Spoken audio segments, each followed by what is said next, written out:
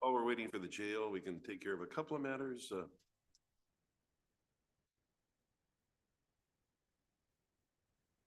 Selena Minish.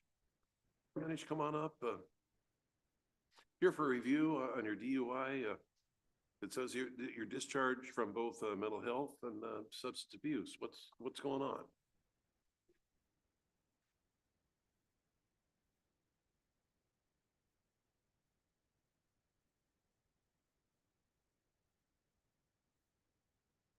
Don't see any indication of any new offenses. You're going to get back in treatment. When do you think?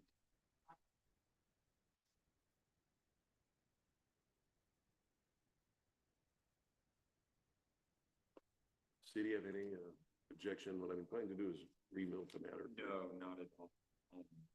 If anything, cities could provide.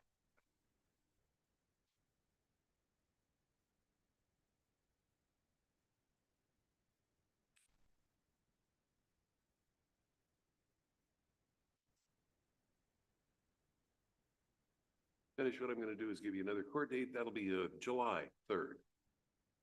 July 3rd. If we haven't filed proof by that time that you have re-engaged in treatment, you don't need to show up.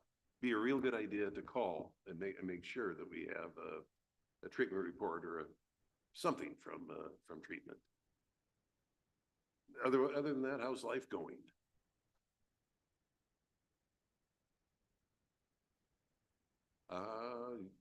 Good recovery from that, I'm hoping. That's it.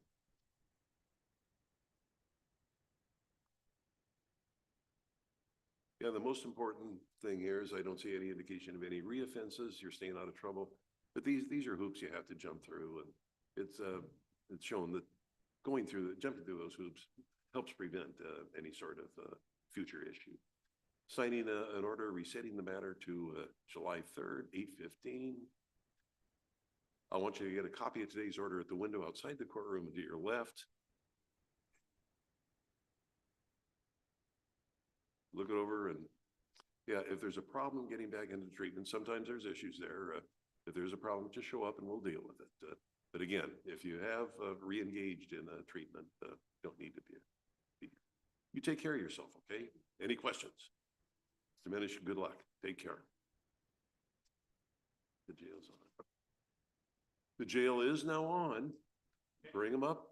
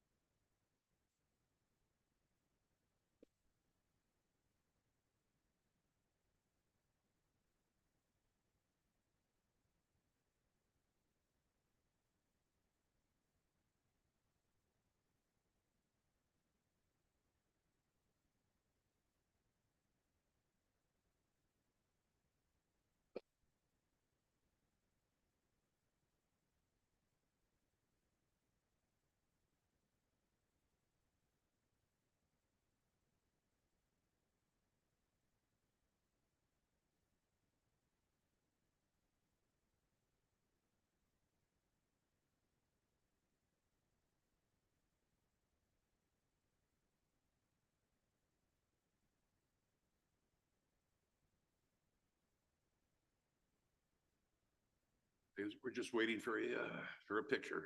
Okay.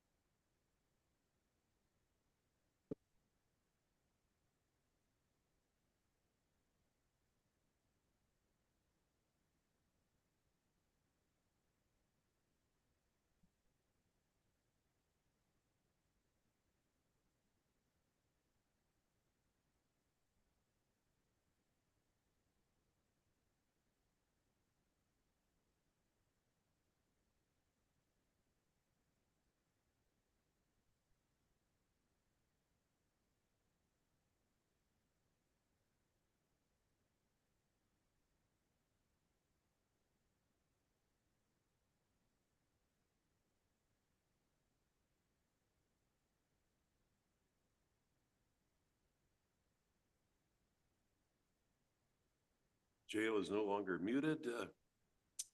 Is anybody at the Nisqually Jail able to hear me?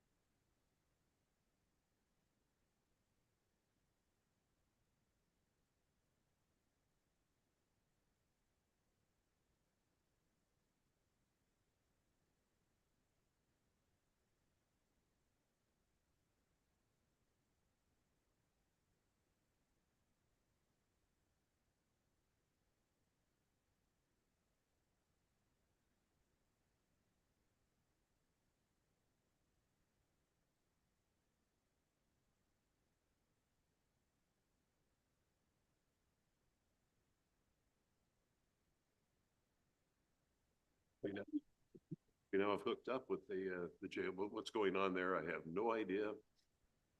Madam Clerk has gone to call the jail to see if we can't figure out what.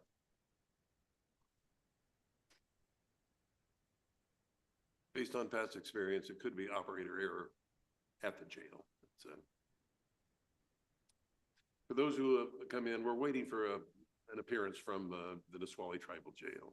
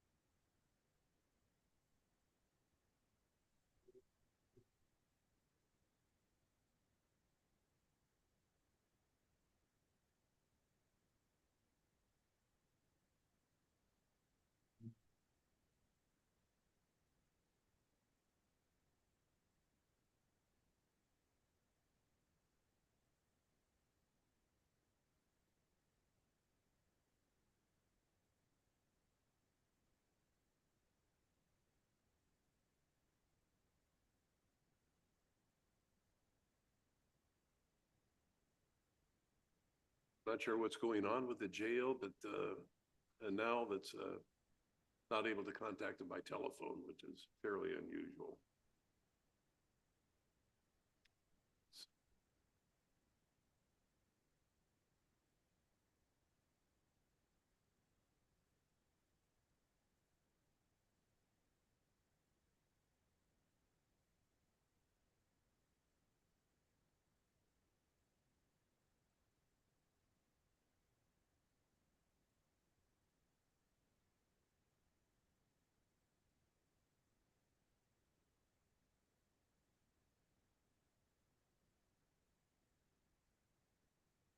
Or we can step back if the court wants to take something else. May as well. Okay. No idea how long this is gonna take. Ms. Wells, come on up if you would.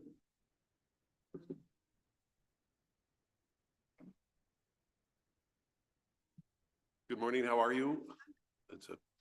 The docket indicates that we need to have a victim impact panel and we need compliance with treatment. What's going on with? I actually have treatment. After, Is that at the tribe? yeah, That's how about the victim impact panel? no, I'm fine, I'm perfectly fine. I don't need that. How, that's, how are things going with you otherwise? I'm fine, yeah, I'm good. Is it- I've been working. Yeah, now the important thing is yeah, I've not seen any reoffense. What I'd like to do is, reset the matter to say July 3rd. And I'd like to have you back in treatment. If you are in treatment by that date, and we've heard anything from the tribe, I have them contact you today. I'm in treatment. okay, great, but we need to hear from them. Yeah, I'll have them contact you. Let's reset the matter to July 3rd. I'll want you here if you're not back in treatment and we haven't heard from your provider. They will hear from That's- you. And hopefully by then, treatment will be able to direct you to where you can do the victim impact panel. You need to ask. Okay? Can you do that? Yeah, And you are working now? yeah, That's good to hear. Any questions? As well as I'll sign an order resetting the matter to July 3rd, 8:15. If we have a report from, a treatment report from your provider that you're back in treatment, you don't need to reappear.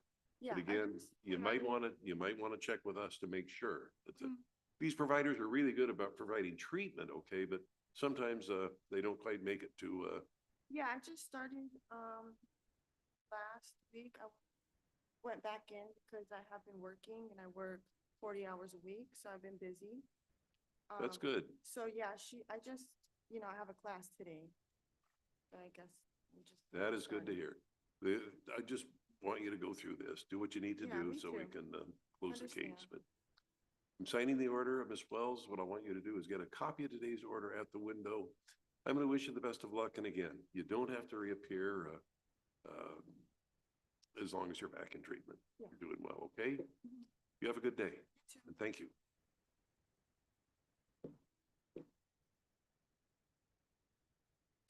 Mr. Hatfield, does the city have any matters from the 9 o'clock calendar they'd like to perhaps address at this time? Doesn't look like it. No.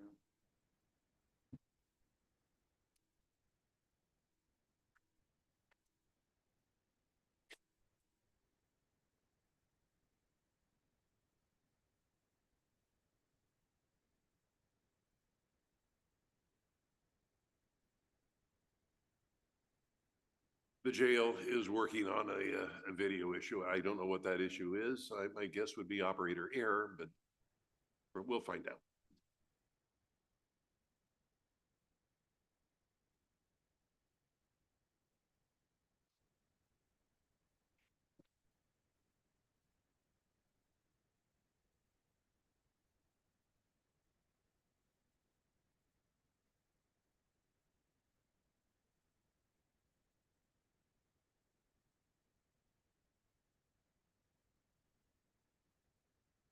Thank everyone for their patience. We're having an issue with communication with the Nisqually Jail regarding a matter. the jail assures us that they're in the process of getting that resolved, but time will tell.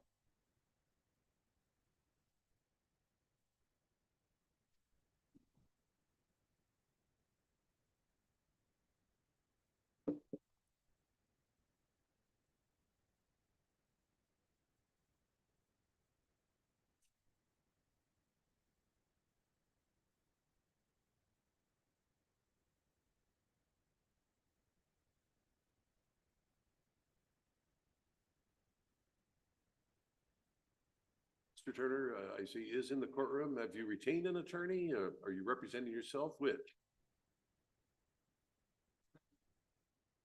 Pardon? You don't qualify for the public defender. You make too much money. We went through that last time. You need to hire a lawyer or represent yourself, one or the other.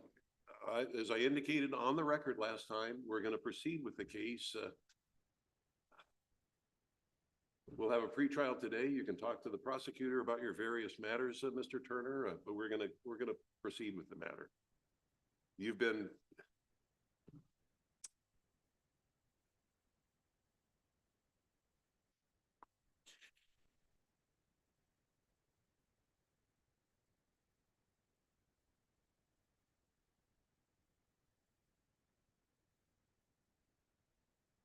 these matters go back to 2023, and you've managed to push it along since that time. But we, as I indicated last time, we're going to move forward with the case. There is no trouble with hiring a lawyer, and with the amount of income you have, I'm sure you would have no trouble. But again, as I indicated last time, you don't qualify for a public defender.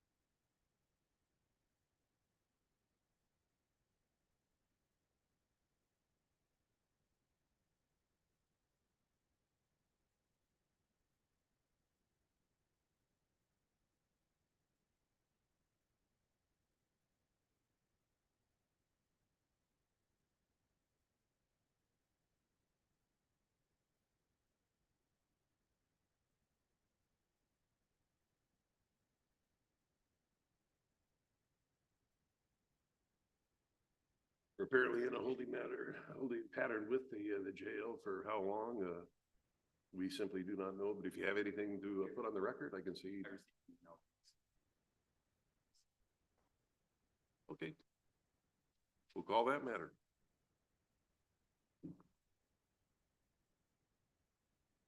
Chris Sanset in the courtroom.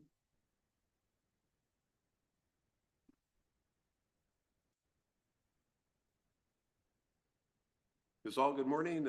You're muted. If you'd unmute yourself, we'll proceed with your matter. Good morning, Your Honor. I'm here on Mr. Sandstead. Mr. Sanset in the courtroom. I have permission to appear via 3.4.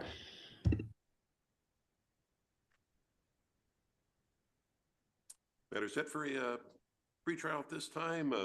What is the status of the matter? Your Honor, we're asking to set this matter for readiness and trial. I haven't been able to reach the prosecutor regarding negotiations. Thank you. Dratfield? I didn't quite get that. Could you repeat that, Ms. Alt? Yes, if we could set the matter for readiness and trial, please. We can certainly do that. Any preferences to date? Are there certain dates that readiness hearings take place on? Well, any court date that we have, we can set for a readiness hearing. Okay. I mean, is there certain days that is it always just Thursday mornings or? Thursday morning or in June, June 5th, 9 a.m. or June 16th, Monday, 9 a.m. June 5th, 9 a.m. works. Thank you.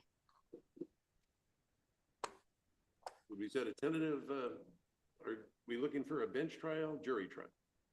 Or do we know at this point? I'm not sure at this point. I'll need to speak with my client. We'll reset the matter to, continue the matter to, June 5th at 9 o'clock. I'll need something in O courts. I'll need to have an order. Either Mr. Bradfield can prepare an order on the Sunset case, or I can do that right now, Your Honor. Ms. Altus doing it.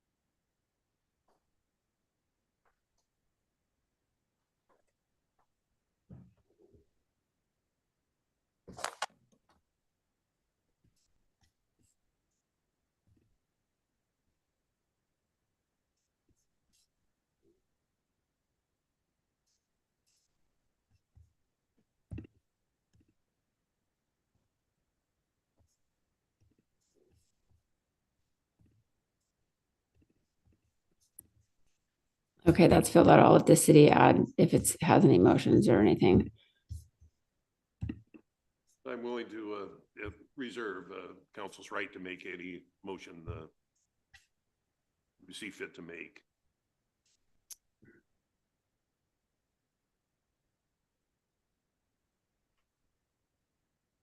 Sign an order resetting the matter for a readiness hearing on June 5th, 9 a.m.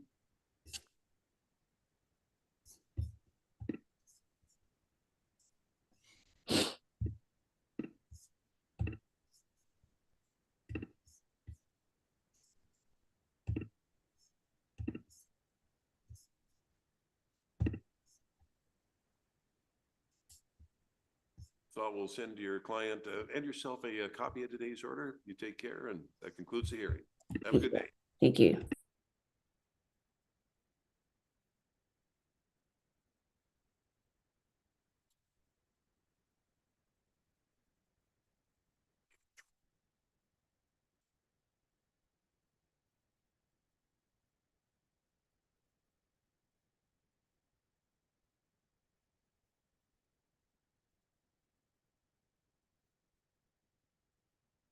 Jail's back on, but muted. If you can hear me, could you unmute yourself?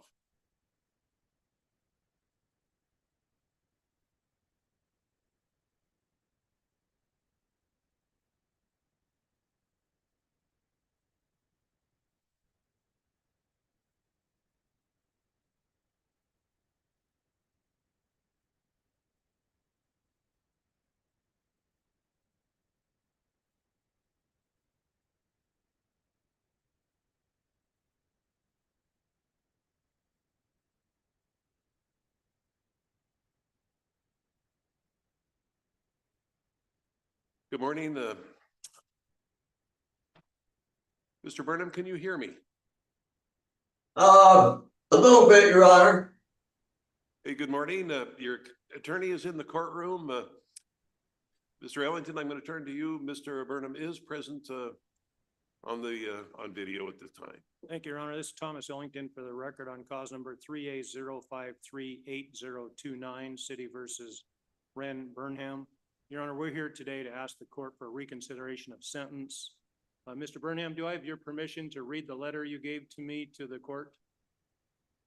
Yes, Okay, and then when I'm done reading this letter, I'm gonna give you the opportunity if you want to add anything today as well. His letter, Your Honor, says, "Thank you, Your Honor, for the opportunity to have my current 24-month sentence reduced. While incarcerated for the past 7 months, I've had plenty of time to think about the terrible decisions I made regarding domestic violence and protection order violations. I refuse to make any excuses for my actions, as they have resulted in the living nightmare I have put Jeanette through. Those poor decisions and actions are not a true reflection of my character. Throughout my incarceration, I felt a strong feeling of remorse for the damage I have caused my family and look forward to the day soon reconnecting with my 2 adult children and their families. It also played a vital role in my rehabilitation and positive life change. In my failed attempt to have the restraining order modified in the hopes of a reconciliation of my marriage, I realize it is not meant to be. As a result, I'm able to focus my attention on staying sober, 22 months and counting, and continuing to be a productive member of the Yelm community, resuming my volunteers at the American Legion and the Yelm Senior Center. My physical health has deteriorated significantly while incarcerated, so my cholesterol and blood pressures must be controlled with medications. The monitoring of these conditions becomes problematic if the medical staff are not qualified for such long-term maintaining and have recommended it be done by my primary care physicians at MAMC.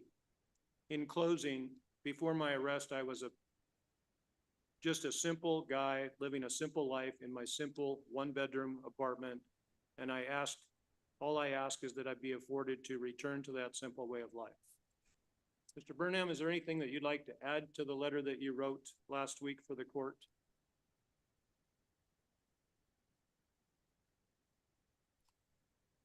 Can you hear me, Ren? Mr. Burnham, is there anything you'd like to add?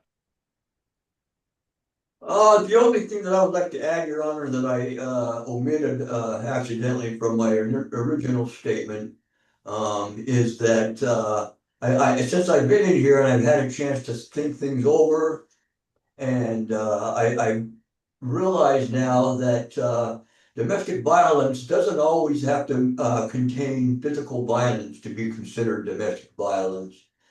The emotional damage that I caused is no less damaging than the physical damage that would have occurred had I been physical. And the emotional damage is what I caused for the most part. And for that, I truly am sorry. Thank you, Mr. Burnham. Mr. Ellington, anything further? Nothing further, Your Honor. City have any input here?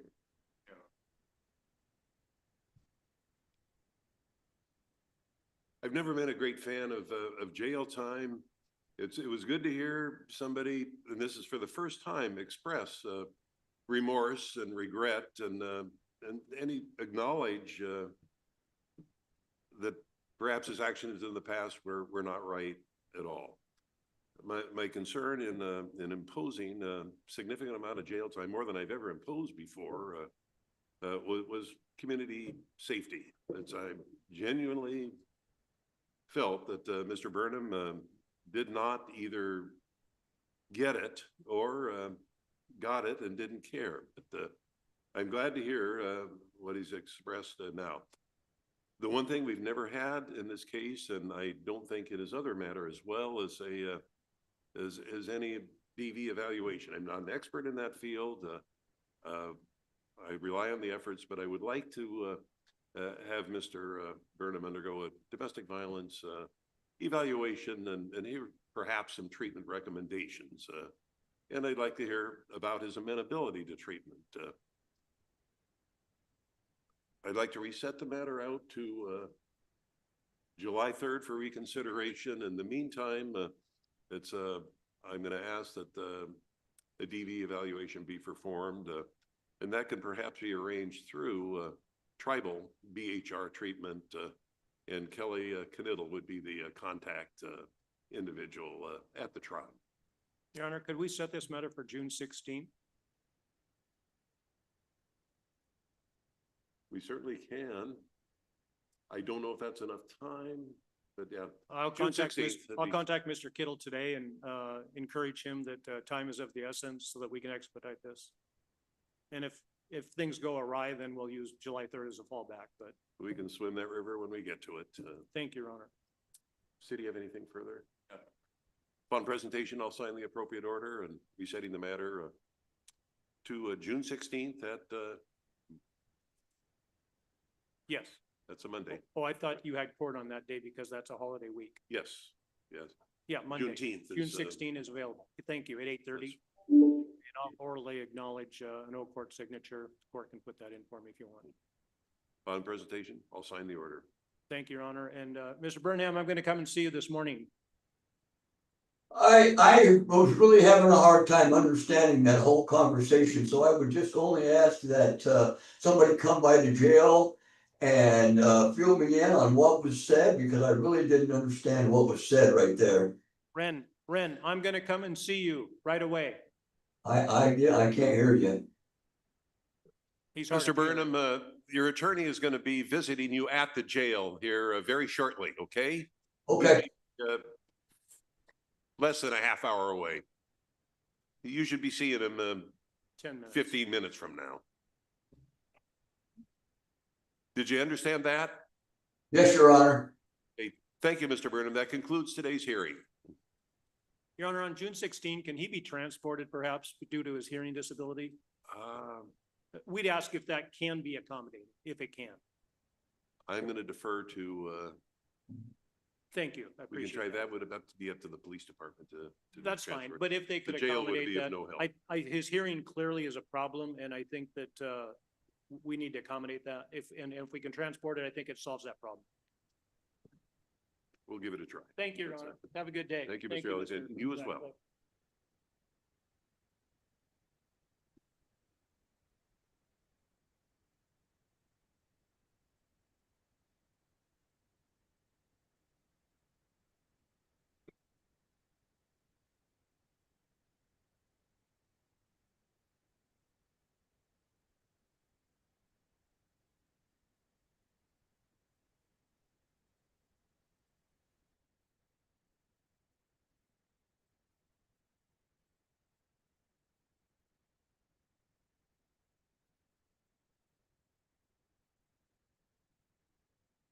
And in order to that case, Mr. Ratfield, I'll defer to you for the, we're going to take a brief recess to,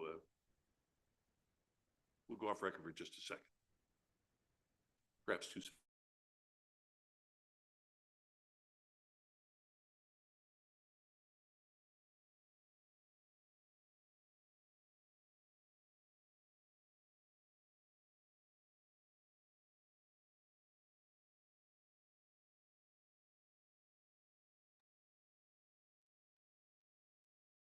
Back on record for the 9 o'clock matter, I'll defer to the parties for the order, which the cases are called. Good morning, Your Honor. Mr. Meadows, good morning. Morning, sir. I'm looking at O Court's, motion to reset the matter to July 3rd at 9 a.m. That is correct. City, have any objection? We're going to reset the matter to July 3rd at the request of yourself and your attorney. In the meantime, stay in touch with your attorney and we'll see you back here then. Any questions at all? No, sir. Signing an order as we speak.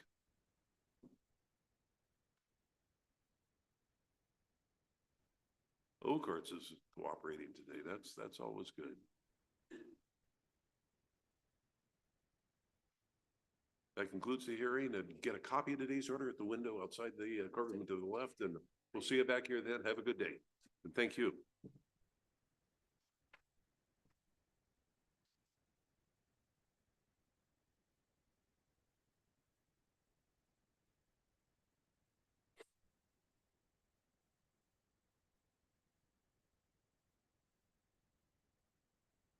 matters ready at this time? Come on up and have a seat. Identify your client for the record and we'll.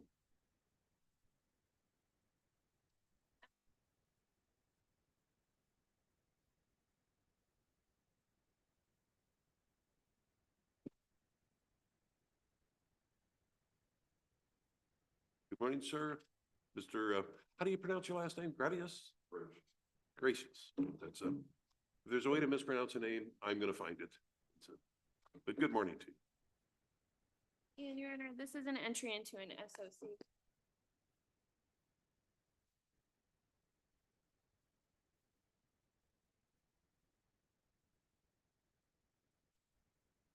I'm having my client sign it now, Your Honor.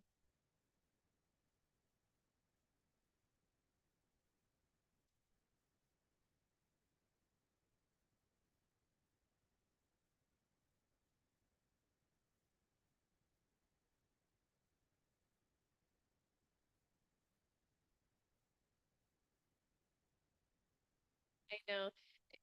It's hard to sign on Oakworth, Your Honor. If there's any way I see a signature pad up here, well. Can we click served on defendant? Pardon? Instead of a signature for an SOC, would this court accept a served on defendant box? Absolutely. Okay. Absolutely.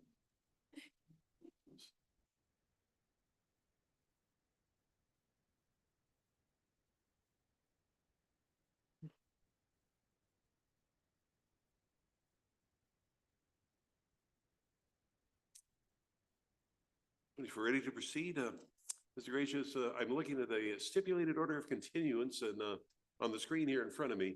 It's a contract between yourself and the city negotiated by your attorney under the terms of which you get a great result. 18 months from now, you comply with the conditions, case is dismissed, goes away.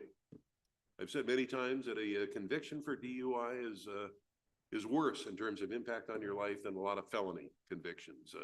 You've got an excellent agreement here, thanks to your attorney, but it's up to you to take advantage of it. The most important thing here is, I think, the most important condition is law-abiding behavior. Stay out of trouble and complete a drug and alcohol evaluation and comply with any recommended treatment, if any, within say 90 days. There isn't any recommendation for costs that I see. Cost assessment total 0 is what I'm second. Does that reflect the agreement?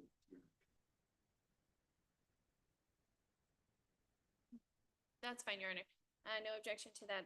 We'll agree to that. And then, if the court hasn't already received it, my client did get an evaluation that recommended the ADIS class. So my client has to get that done in the victim impact panel, but I have no concerns that he can't do that within the 90 days. I'm confident that's going to be the case. I know that. So gracious, it's just kind of a safety check. Let's make sure that there is any problem. Then yes, there'll probably be a recommendation for a victim impact panel. Drug and alcohol information school. It's educational, and you may even learn something from that. I'm going to wish you the best of luck. Now, if you violate the agreement and the city proves that by a preponderance of the evidence, we'll have a hearing based on the police reports, since you've given up your rights to go to trial in return for the agreement. And that would almost certainly result in a conviction for a very serious offense. The penalties are mandatory. And the reason for that is the number of people we kill every year out there in the highway. People that ordinarily very good citizens get themselves in a position where somebody doesn't walk away. I'm going to wish you the best of luck. I'm signing off on the agreement as we speak. What I want you to do is get a copy of that at the window. Look it over carefully, and if you have any questions about what it means, give your attorney a call. Any questions of me? All I can do is wish you the best of luck, and we either learn from our mistakes that we all make, or we're condemned to repeat them. That's been said many times as well. Mr. Gracious, good luck to you. And Your Take care Honor, of would yourself. you accept an oral motion to withdraw, or do you want a written? Usually we don't require a reappearance. We simply convert the case Okay. to a dismissal. We don't, Okay, no need to reappear unless, the only reason you'd have to reappear, Mr. Gracious, is if there was an issue with the case will be monitored. And if there is a problem, you'll get notice, your attorney will get notice to reappear in court. But what I'm hoping is 18 months from now, the charge would simply be dismissed and go away. And again, whether or not that happens is up to one person, and I'm talking to him right now. Good luck to you, and you take care of yourself. thanks, Judge. Thank you.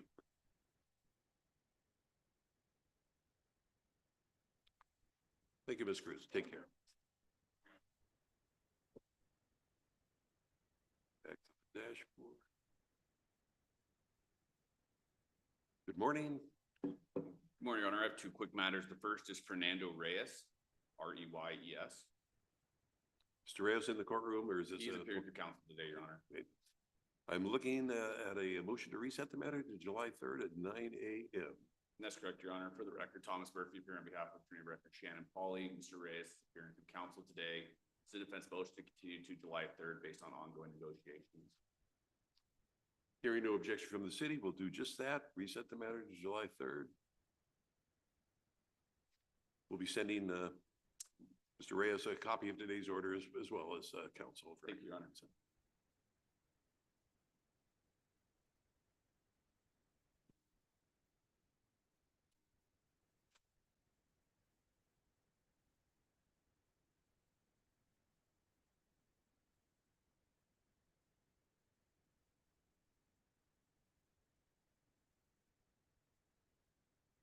Also have, I also have Christopher Robinson, 4A0035381. I likewise see a motion to reset the matter to July 17th at 9 a.m. That's correct, Your Honor. For the record, Thomas Murphy appearing for Christopher Robinson. Pursuant to Court Rule 3.4, Mr. Robinson is currently in custody in Thurston County. There's a case pending there, and we're waiting for the resolution of that case to be able to wrap up this case. Hope for the best there. Hearing no objection from the city, we'll reset the matter to July 17th with the hope that he will be done with his situation in that other court. Signing the order, and again, get a copy of that at the window, and we'll be sending to the last known address copy of the order as well. Thank you, Your Honor. Thank you, Mr. Murphy. You take care. Have a good day. So I will.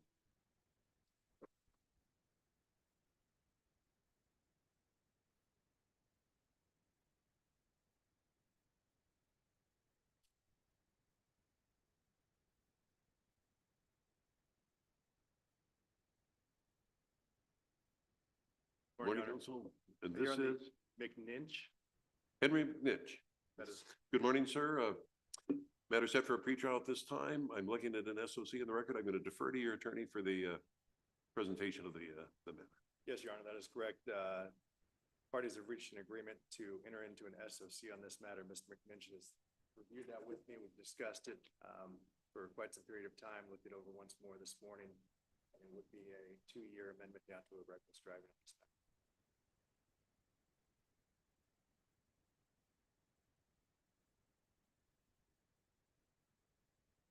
Like a 2-year continuance with a stipulated reduction to reckless driving at the end of 2 years. Right. City, have anything to add? Mr. McNinch, I'm going to repeat myself. I've a little bit, but I have to make sure that you know exactly what's going on here. Your attorneys put you in a position where you can get the charge of DUI reduced to a much less serious charge if you comply with the conditions that are set forth in the agreement. And once again, in return for this agreement, you've given up your rights to your trial rights, the right to have witnesses, appeal if you lose, et cetera, et cetera. If there is a violation of the agreement and the city proves that by a preponderance of the evidence, we'll have a hearing based on the police reports. And that would almost certainly result in a conviction for a DUI with the mandatory penalties that are common there. I don't see any recommendation as to costs in the agreement. 250? Yeah. City, is that agreeable? Yes. We can amend the agreement to say that.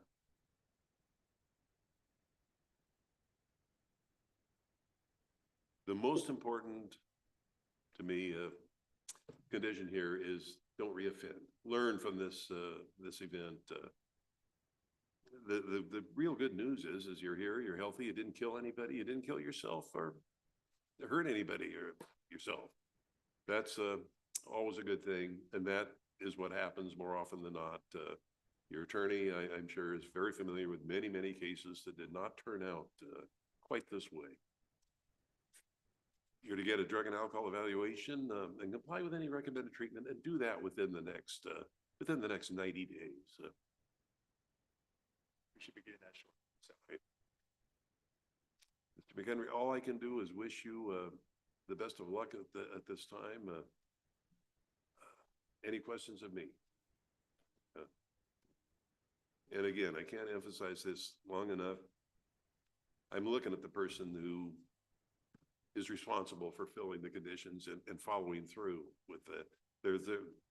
We see people coming back that things did not go well with. We need to learn from our mistakes so you don't recommit them.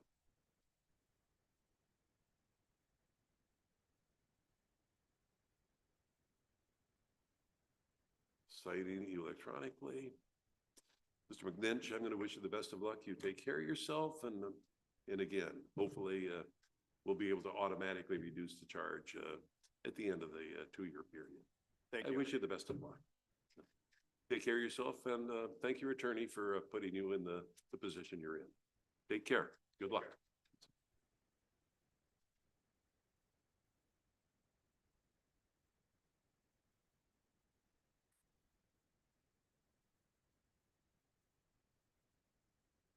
Mr. Card.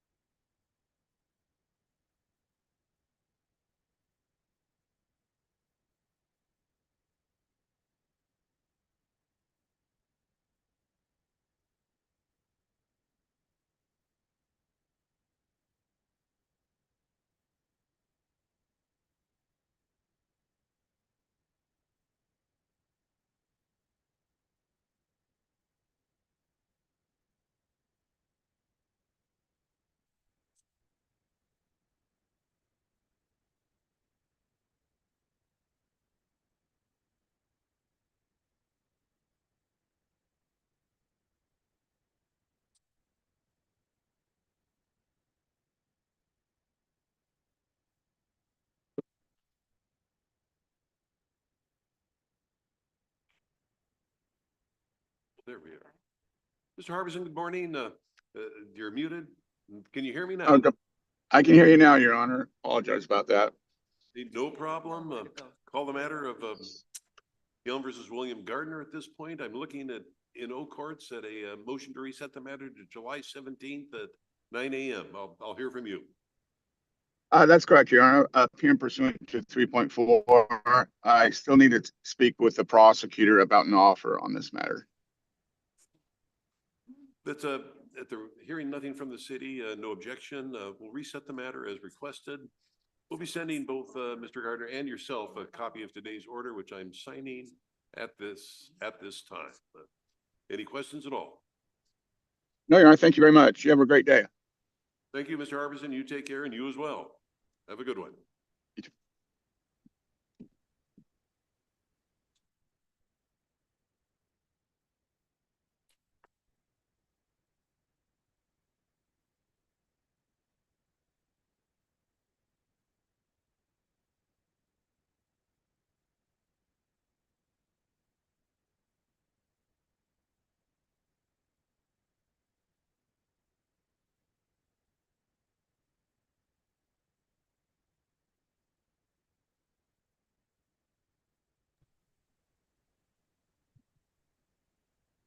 Mr. Ross, good morning. Can address your matter at this time if you wish. Good morning, Your Honor. Jossie Ross on behalf of Ms. Shanana Squally, who I'm appearing via 3.4 authority, Your Honor. I have express permission. Your Honor, as you know, we're on a pending compromise of misdemeanors. I sent into the court. I'm not sure if there's a filing system for documents, but I sent into the courts last night, so it's 11th hour, but a copy of the formal agreement between Miss Squally and the injured party, as well as this morning a copy of the receipt of a cashier's check that she sent in. She anticipates paying that debt off by August. Eric, do you have anything? Do we have anything on file from? We've received the email apparently, but it's not. There was nothing attached. Okay, I can resend that right now, Your Honor, if you would like, or alternatively, I could supplement the record. But I represent that I have seen it. I've seen the receipt for the payment, and she is getting it done. She's taking care of business, Your Honor. How soon do you think it'll be fully done? By August. By August? Yes. Well, I guess my suggestion would be, if the city's acceptable to that, to reset the matter for a hearing in September. And if there's a full compliance with a compromise and misdemeanor at that time, I presume the city would be willing to dismiss. Is that going to work? That works for defense. September 11th, 9 o'clock? That sounds perfect. I definitely don't have anything scheduled that far out, Your Honor. Well, we'll send you a copy of today's order, resetting it till then, and we'll send Ms. Squally a copy as well. Okay, thank you so much. Mr. Ross, thank you. You take care. Have a good day. Hey, have a wonderful day, Your Honor.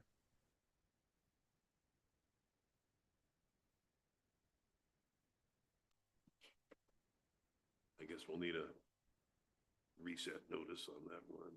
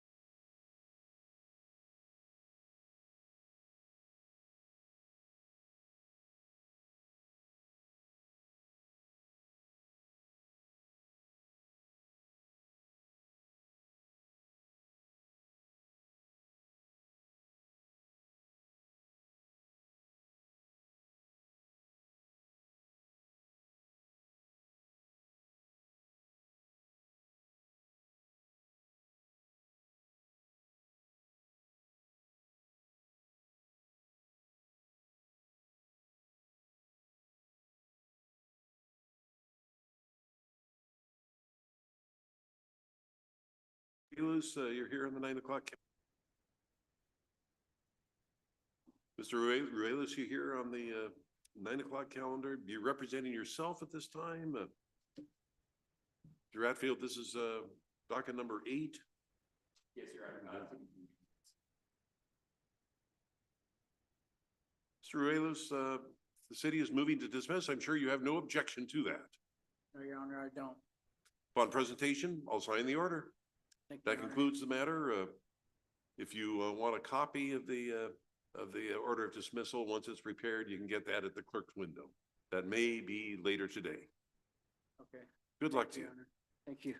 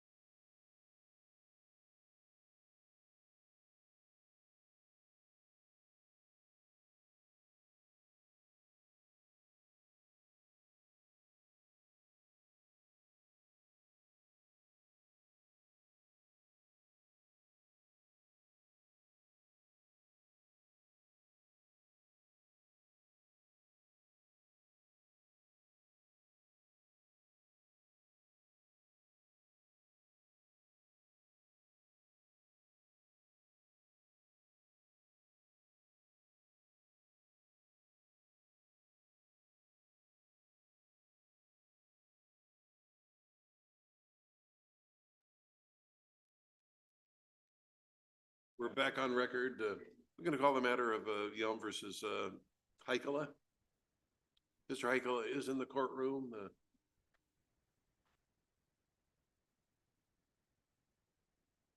Good morning, sir.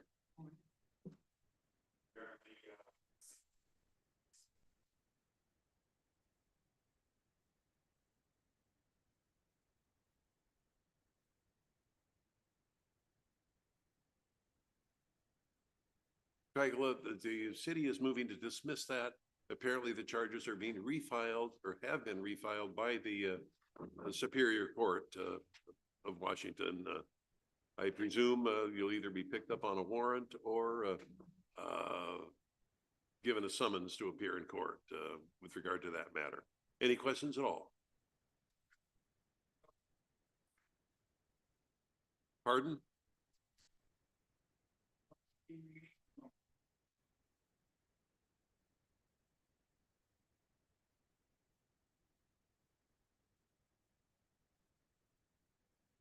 But yeah, I explained what's going on. The charges are being transferred, refiled in Superior Court as a felony instead of as a misdemeanor.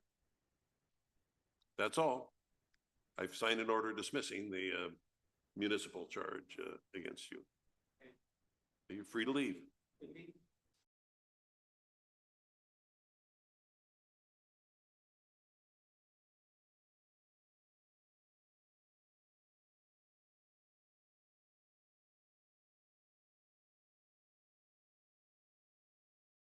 Souls at this time. Back on record for the 9 o'clock hearings.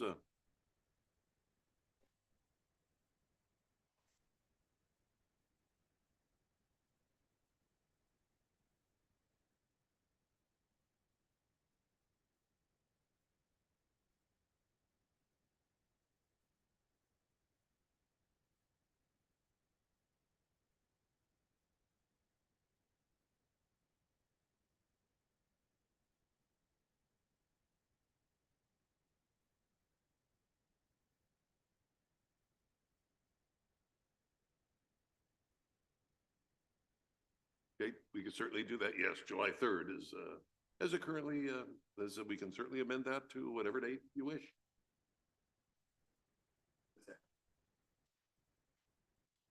July 17th it is.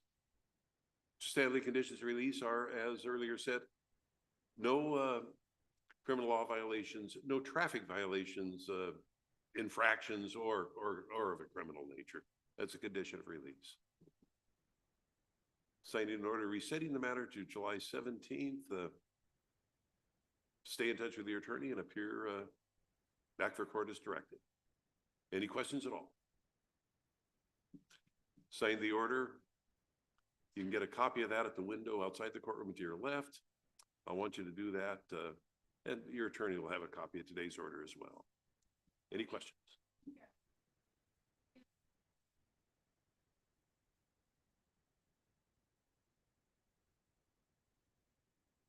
Mr. Milwaukee, is that how you pronounce your name? I apologize. If there's a way to mispronounce a name, I'm going to mispronounce it. But good morning.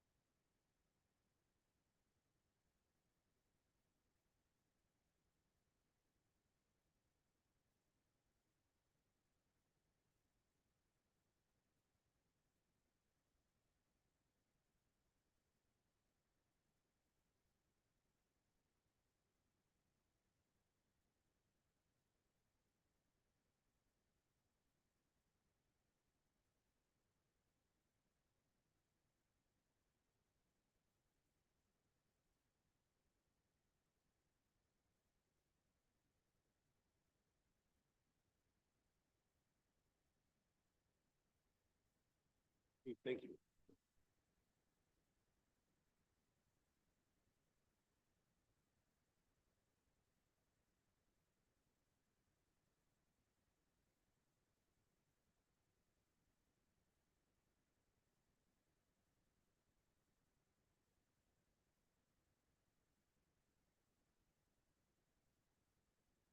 Bradfield, there's a order suppressing the breath test results. You sign off on that. Hearing no objection, I will gladly sign that.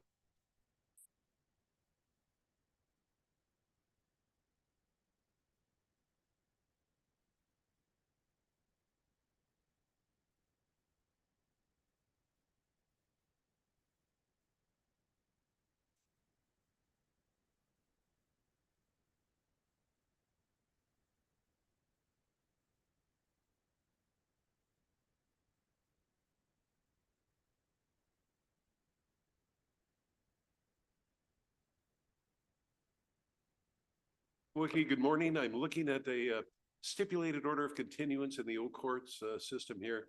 What that is a contract between yourself and the city negotiated by your attorney on your behalf. Yes. If you fulfill the terms of the contract, the city will, 24 months from now, reduce the charge automatically to the much less serious charge of negligent driving in the first degree. Ms. Bowden has put you in a position where you can really minimize the damage here, but to do that, you've got to, most importantly, stay out of trouble. Do not reoffend. Yes, Your Do Honor. not drink, do not use drugs, and especially when you're driving. Yes, Your Honor. You've done a drug and alcohol evaluation, and part of the agreement is compliance with with the treatment recommended in there. You've got a few things to take care of there, but once we have that on file, that closes that part of it. The costs are $500, but by far the most important thing is no criminal law violations, especially when it comes to substance and driving. Yes, Your Honor. Now, in return for the agreement, you've given up your rights to go to trial, have witnesses appeal if you lose. There's a violation and the city proves a violation by a preponderance of the evidence. We'll have a hearing based on the police reports, and that would almost certainly result in a conviction for a very serious driving offense, okay? Yes, Your Honor. At this point, all I can do is wish you the best of luck and remind you that we either learn from the mistakes we all make or we're condemned to repeat them at some time in the future. Yes, Your Honor. I wish you the best of luck. You take care of yourself. Do you have any questions? No. Now, you can get a copy of the SOC, the contract, at the window outside the courtroom and to your left. I want you to look that over carefully, and if you have any questions, give your attorney a call, okay? Yes. Do you have any questions of me? No, Your Honor. Okay. That concludes the hearing. You have an excellent result here. The $500, that should be paid probably as quickly as you can, but as quickly as you can, but in any event, within the 24 months. Thank you, Your Honor. Good luck to you. Ms. Bowden, thank you.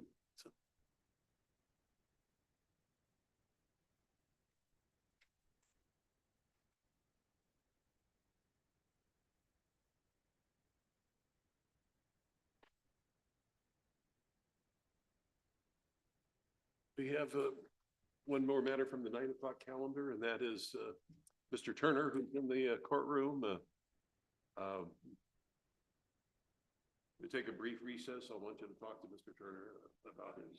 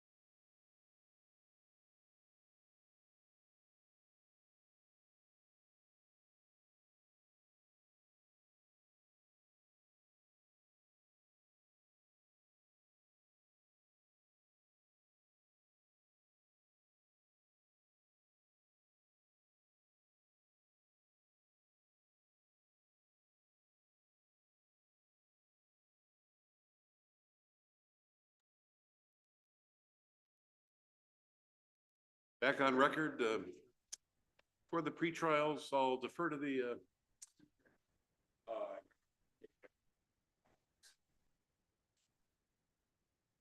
we certainly can, Mr. Turner.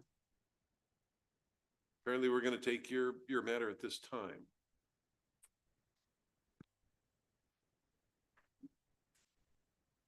And again, good morning. Matter was set for a pretrial at this time.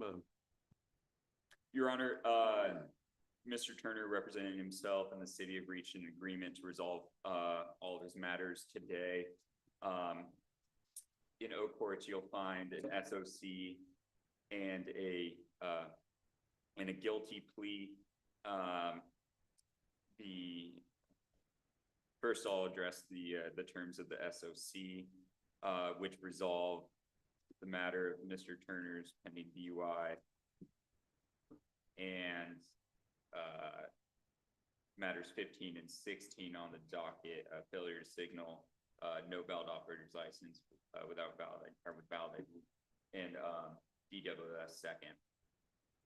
The latter three charges I just mentioned are being dismissed. As part of the SOC, the DUI is going to be continued for a term of 60 months, 5 years, after which the charge of DUI will be amended to reckless driving.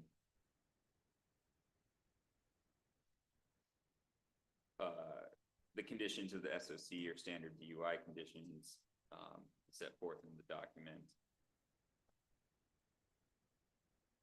Mr. Turner's had an opportunity to review and has affixed his signature to the SOC already. That's has the city.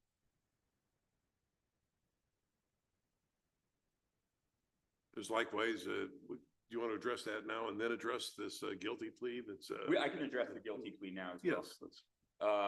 Yes. As part of the larger resolution, Mr. Turner is pleading guilty to the fifth and final charge on for today's pretrial hearing, and that is obstructing law enforcement. Date of violation, March 1st, 2023. The city and Mr. Turner have a joint recommendation of all suspended time and fines. And suspended fines as well? As well, yes. And for the record, full name Jason Michael Turner. Do you disagree at all with anything that Mr. Bradfield just said?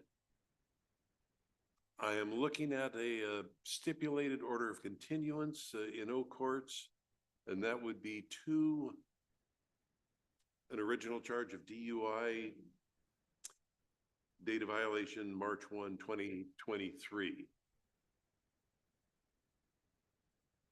The stipulated order of continuance is in the nature of a contract between yourself and the city, under the terms of which, if you do what you're supposed to do and don't do what you're not supposed to do, you get the benefit of the bargain here. And that's a reduction to a much less serious charge, in this case, to reckless driving.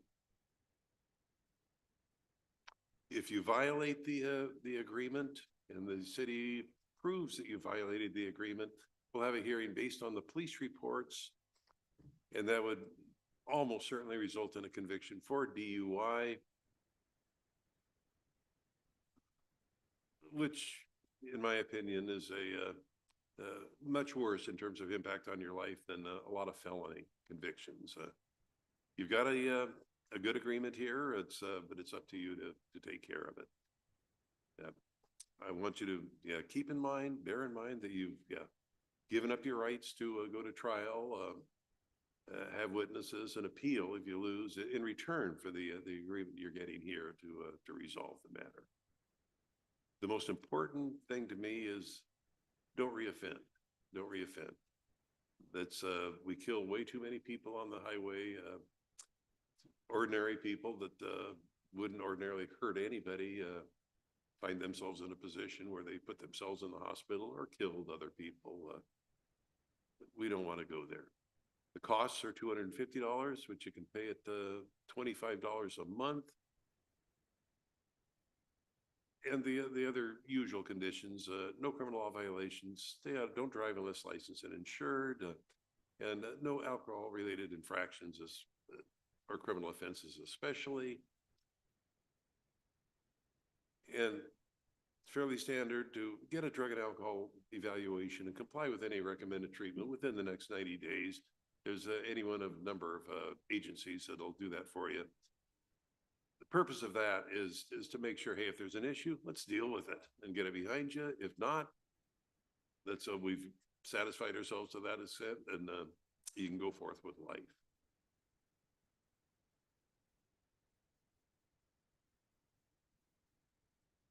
I think I pretty much covered the agreement. Any question about what you're doing here? Now, eventually, when we're done here today, you're going to be able to get a copy of all the paperwork, which I want you to go through carefully. And if you have any questions, either come back to court or talk to Mr. Ratfield about it.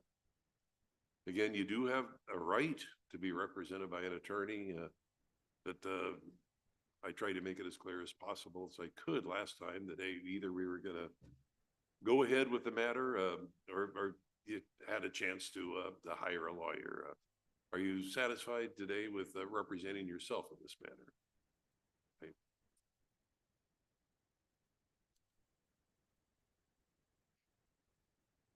I'm signing off on the SOC. And as part of that, there's a dismissal referenced with regard to docket items number 15 and 16, 15 being a couple of infractions, and 16 being a charge of driving no license suspended or revoked in the second degree. Both of those are dismissed as part of this agreement here.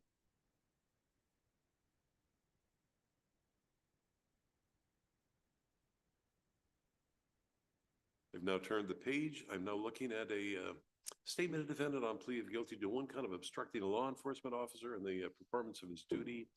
Plea form tells me you're 43 years of age. You've been through the 9th grade.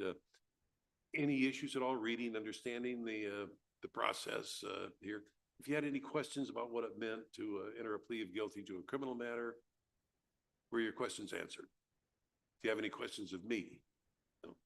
Important to realize that if I accept the plea, you give up the rights contained in paragraph 5, no trial, no appeal, no witnesses, simply a sentencing, which could be up to the maximum, regardless of what's recommended by the parties. You realize that.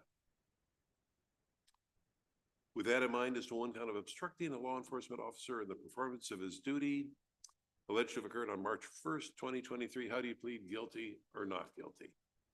You make that plea of your own free will. Anybody make any threats or promises to you to make you plead guilty?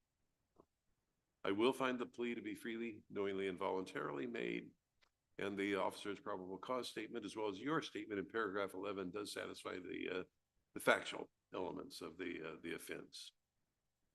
City's made its recommendation as to suspended jail time and no fine. Is there anything you'd like to tell me? That's yeah. Again, you don't have to say anything. But you do have the right. I'm going to follow the recommendation. 364 days in jail, all suspended on the condition you have law-abiding behavior. No fine is recommended. I'm not going to impose any fine at all. Mr. Turner, I'm glad that these matters are getting resolved after it's getting to be longer and longer ago. We're over 2 years now into it. I'm glad we're getting it resolved, and I think in a manner that's very, very fair to yourself. Again, I can't emphasize how important it is that you learn from the first offense, the DUI. That's any lawyer can tell you story after story about driving while impaired, that things went wrong. And I've been living long enough to where it's touched me personally with regard to friends and family as well. There's no winners. There's no winners when there's a collision or a mishap occurs when somebody's been driving when they shouldn't have been. It's only a lot of losers and a lot of wreckage left behind in terms of hurt family members. I could go on and on. I'm hoping, you've heard me say before, we learn from the mistakes. We all make mistakes. We either learn from them or we're condemned to repeat them. So, what I want you to do, I'm signing off on the statement of defendant on plea of guilty, as well as entering the judgment and sentence in this matter. And again, I want you to get a copy of all the paperwork at the counter. And if you have any question about anything that's contained in there, either come back to court, or you still have the right to go to any attorney of your choice. There's a whole bunch of attorneys here in the courtroom this morning. You may have noticed to seek their review of the matter.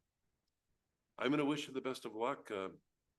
Hopefully, this has not been too painful an experience for you, but I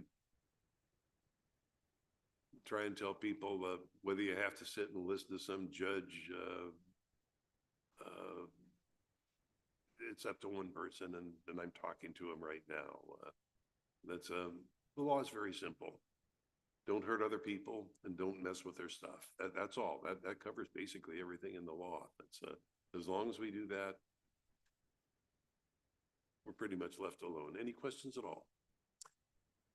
Mr. Turner, all I can do at this point is wish you the best of luck.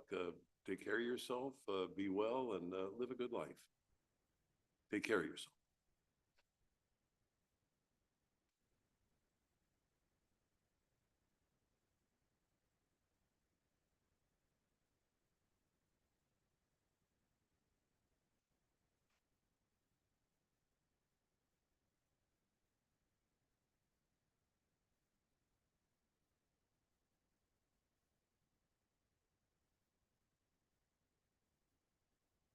Very cool. I'm going to defer to you for the Okay, order sir. in which,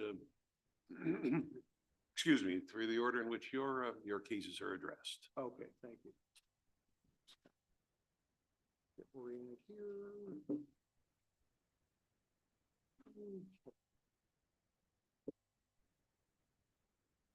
Let's see, let's turn to the 10 o'clock calendar. Christina Cannabis.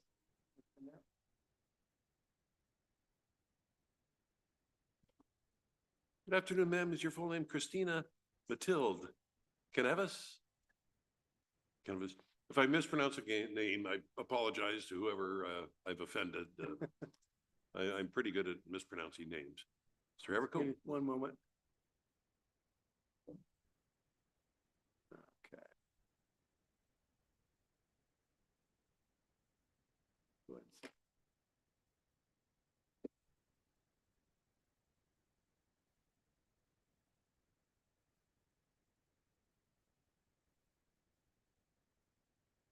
So, Ms. Cannabis appears before the court today for a pretrial hearing.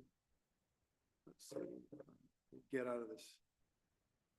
It's giving me the leave or cancel thing, or let's see, did it pick up her signature? Oh, did, okay. She appears before the court for pretrial hearing on assault fourth degree domestic violence. Parties have reached an agreement. That being a 12-month stipulated order of continuance, the conditions, no new criminal law violations, $250 court fee, at the end of which time the city would then move to dismiss. City, have anything to add? Ms. Cannabis, I'm looking at a, excuse me, SOC, stipulated order of continuance in the court system. Here, this is basically it's an agreement, a contract between yourself and the city negotiated by Mr. Everco, under the terms of which 12 months from now, this charge can be dismissed. It can go away completely. Whether it does so or not is up to you. There's some conditions you have to fulfill. The most important one is learn from this. Less important is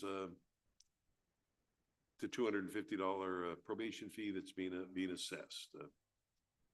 That's the nature of the charge is such, you know, domestic issues are common to any relationship with people, but home is where you go to get away from the stresses and the problems of the world and not go to stresses and problems at home. Robert Frost rather cynically defined home as where you go when they have to take you in. I hope that's much more than that in your life. That all relationships have issues that need to be resolved, and I'm going to wish you the best of luck in resolving any remaining issues that you have with yours.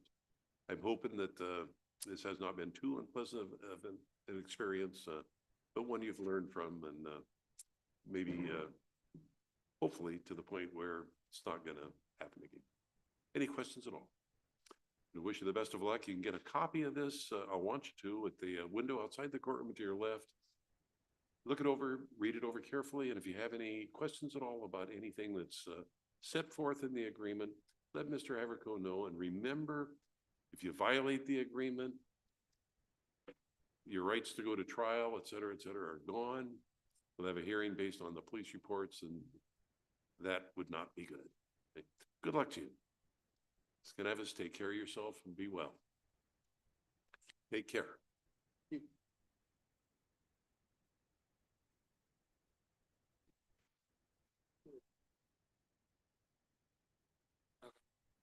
Next matter is Levi Keith. He's item number 4 on the 10 o'clock. I think the city has a motion on that case. Levi Shane Keith is your full name? Yes, sir. Your Honor, city's moving to amend charge to citation, correct.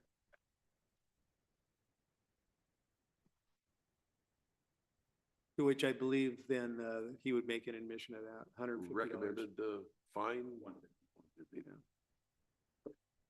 Hearing no objection to the amendment to from a criminal offense bearing up to significant jail time and a big fine to a simple civil infraction, there's a fine only. You admit that on February 28th to 25, you were driving too fast for conditions. Yes, sir. $150 it is. I'll sign upon presentation in a moment here an order to that effect. Please bear in mind that the most dangerous thing you're probably ever going to do in your life is get behind the wheel of a car and get out there. Post COVID, I've seen more and more anger on the freeways before. A lot of people driving heedless of others, and just road rage is become a term that we're all very used to. So Keith, I'm going to wish you the best of luck. I'm signing an order to that effect. I want you to get a copy of that at the window, and in your own enlightened self-interest. Reckless driving charge, that bears, license suspension as well as possible jail time and a fine, and won't do your insurance premiums any good at all. And that's a significant thing to keep in mind. You want to spend your money on something else besides an insurance company. Take care of yourself, be well, and drive safely. Take care. Yes, sir. See you. Thank you. And thank you. Austin Parker.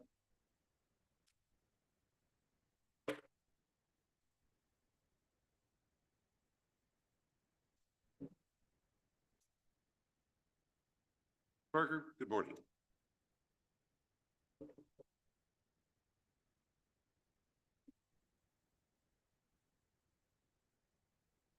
Matter comes before the court for a pretrial hearing on a suspended driving first degree charge, ignition interlock charge, parties of breach of agreement.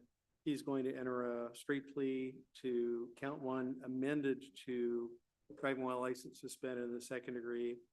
Upon the court's acceptance of the plea, city would then move to dismiss count 2 as part of the agreement. Full name, Austin Lewis Parker. Mr. Parker, do you disagree with anything at all Mr. Haverco just said? No. I'm looking at a statement of defendant on plea of guilty to 1 count of driving no license suspended or revoked in the second degree. Excuse me, amended down from suspended first degree. Also referenced here is a dismissal of the ignition interlock violation charge.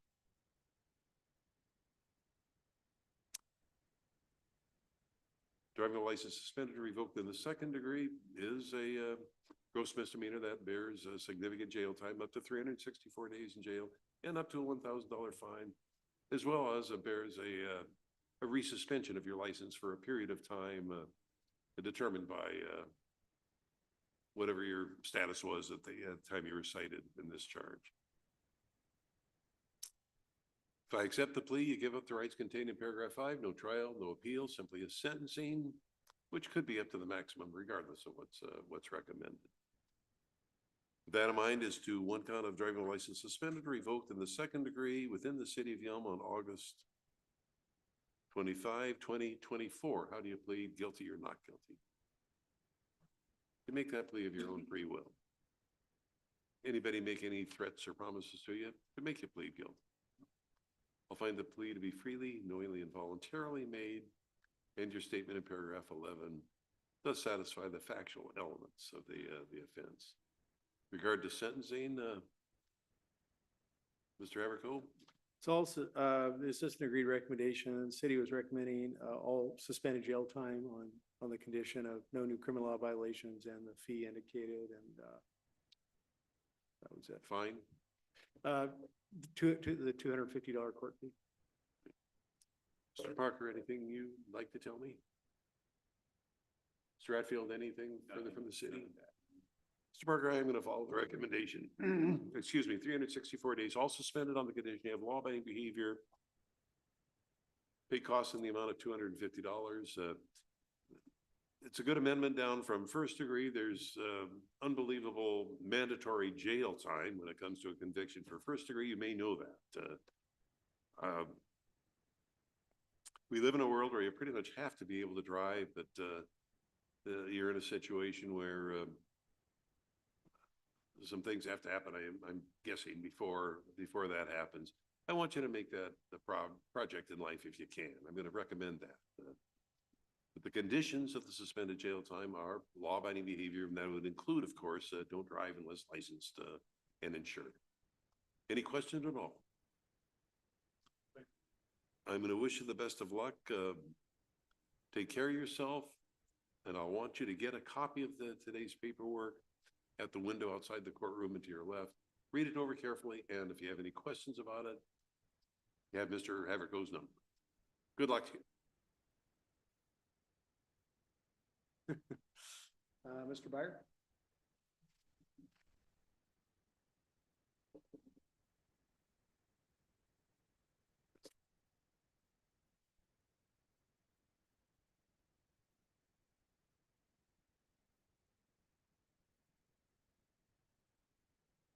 This is item number 1 on the 11 o'clock calendar, Matthew Byer. Matter comes on for the court for a pretrial hearing on a theft charge. We submitted a motion to continue in all courts.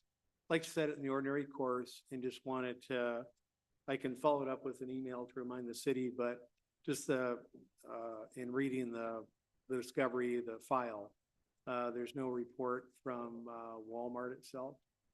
And so I'll send the city an email. Just to, but I would just want to try to get that.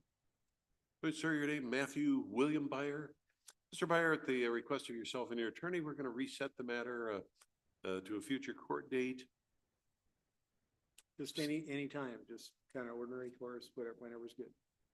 Conditions release, of course, are law-abiding behavior. Stay in touch with Mr. Haverco and appear back here for court at the date which we're in the process of setting now. Any questions at all?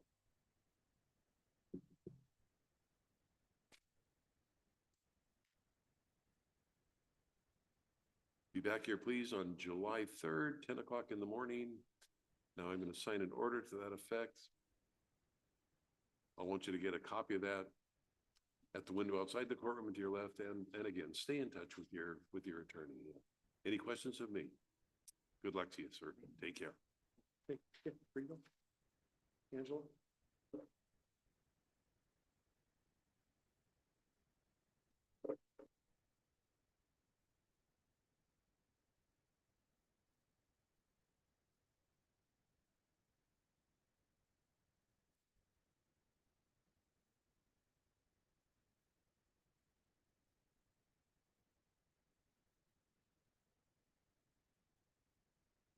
So this is Angela Mayo, item number 6 on the 11 o'clock calendar. Matter comes before the court for pretrial hearing on a DUI charge. Have submitted a motion to continue in all courts. She is engaged in the evaluation process, which has not yet been completed. That And takes we- time. Yeah, we just need a little more time. It just would have to be generous, set it in the ordinary courts. Ms. Mayo, waiting on a court date here. We're gonna reset the matter. Stay in touch with Mr. Haverco. Any conditions released earlier set remain in effect. Law-abiding behaviors, stay out of trouble, et cetera, et cetera. Any questions at all?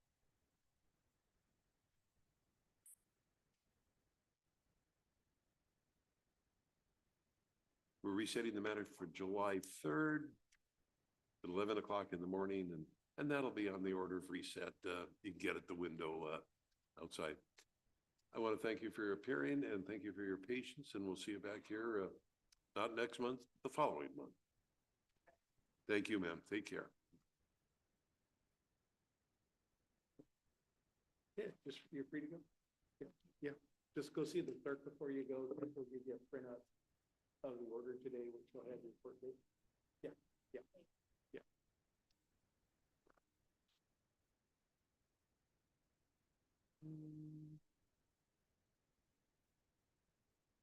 Oh, okay.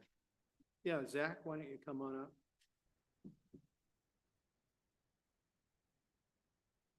Okay, cool. Morning, sir. Zachary William McBride. Yes, Your Your Honor. name? One Good morning, sec. sir. Good morning. One second.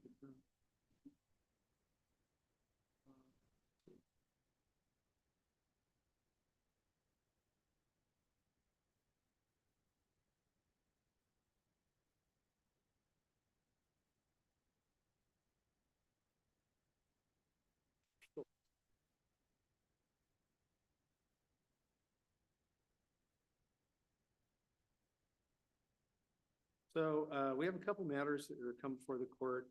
I believe on the item number 7, suspended driving second degree, the city will be moving to amend to no valid operators with ID because he is currently licensed. And then as to the pretrial hearing on the minor and possession charge, he's going to enter a plea to that. Well, Mr. McBride, with regard to the first charge, driving a license suspended second degree, that is now no valid operator's license, a civil infraction, not a criminal offense. You admit that you didn't have a license on your person when you were stopped on April 2nd of 2018. Yes, Your Honor. Impose a $150 fine on that charge. I'm looking at the next one.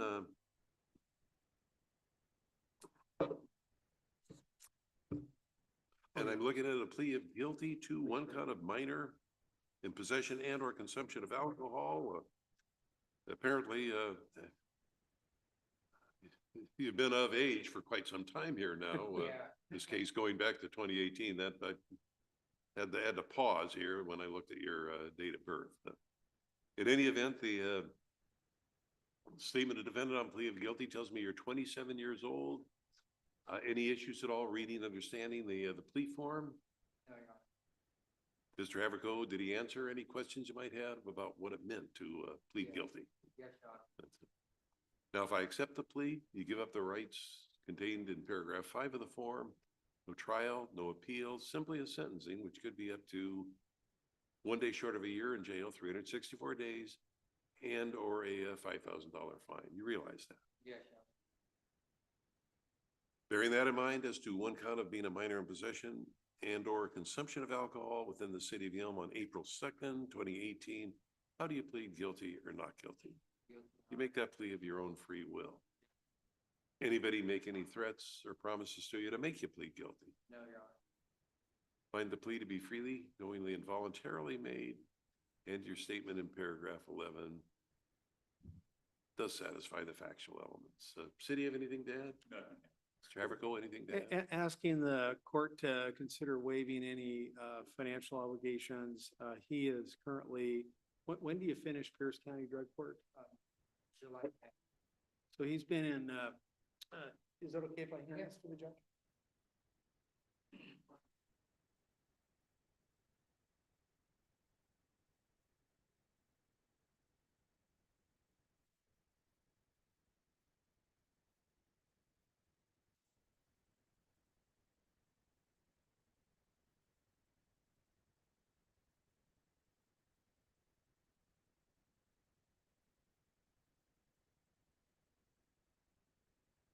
Mr. McBride,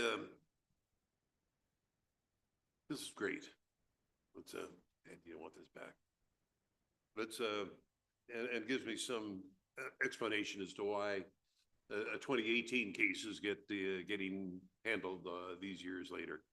I think that's wonderful. I'm glad you're involved in that. And part of being involved in that is cleaning up the past. And that's what's going on here with this. I'm going to follow the recommendation, 364 days in jail. Also suspended on the condition you have law-abiding behavior. And in view of the fact that you're in drug court, I'm not going to impose any monetary penalty, fine or probation fee. I want you to devote your energy and resources to succeeding in that program up there. How's anything you'd like to tell me about it at all, or evidently it's working. It's doing well for you. Honestly, I'm having a lot of Pierce County drug court, man.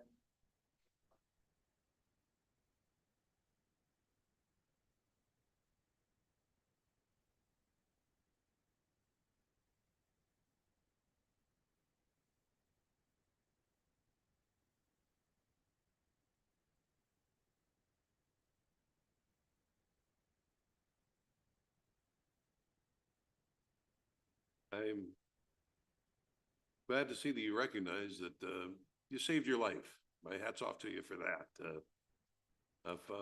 I'm familiar with, not in this court, but in another court with 6 OD deaths over the last, I'm going to say over the last 18 months, 2 years. All young, fine people, but that's the world we live in now. Some of the drugs we have now, they're more lethal than ever. I'm going to wish you the best of luck. And again, that's just wonderful news. What you're doing for yourself here, that's great. Are you working at this time at all? Or? Part-time. This is pretty intensive, you know, in due time, you'll be back to work. I'm signing the JNS form, judgment and sentence form as we speak. I want you to get a copy of today's paperwork at the window.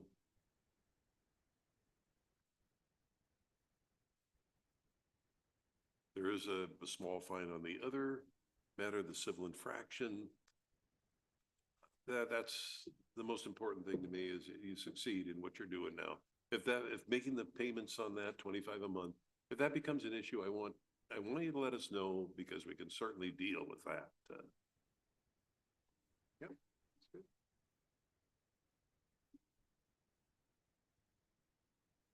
You are free to go.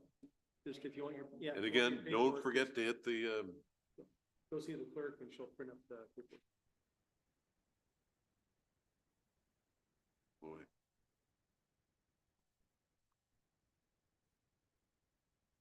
Well, Next matter would be Kevin Quick.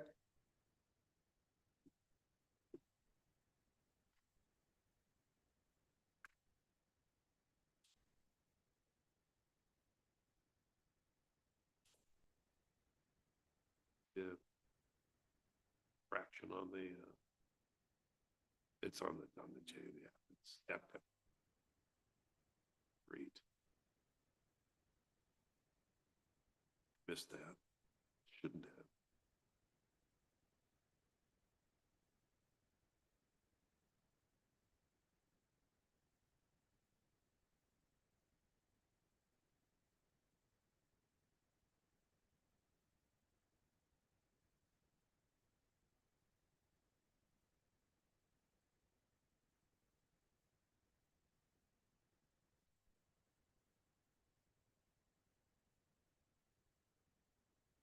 is it Kevin Benjamin Quick? Mr. Quick, at the request of your attorney and yourself, we're going to reset the matter. Conditions to release or law-abiding behavior, stay out of trouble, and of course, abide by any and all no contact orders that are in effect at the time. Any questions at all?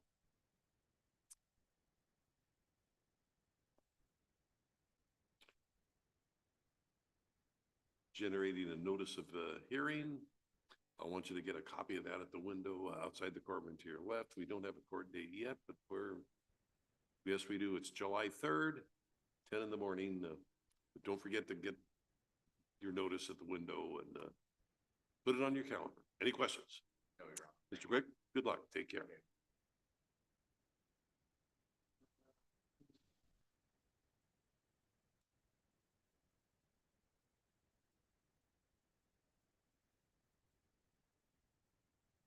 This is, Ms. Lukinger, she's number 2 on the 10 o'clock calendar, I think, see the other one.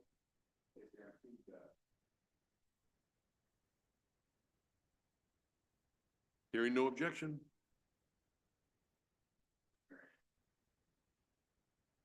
Ms. Flickinger, that's cheerfully I'll dismiss the charge and the request on the motion of the parties. That's they couldn't get a better resolution to a case than that.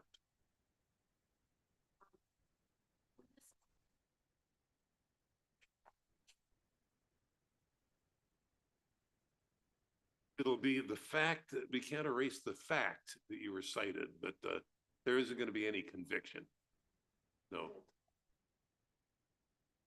It won't be a conviction on your record. It'll just show at one time you were charged, just as if you had gone to trial and had been acquitted and found not guilty. It'll show at one time you were charged with it. Charge doesn't mean you're convicted. Just means you were accused. But it wasn't me. I understand. That's why the city's dismissing.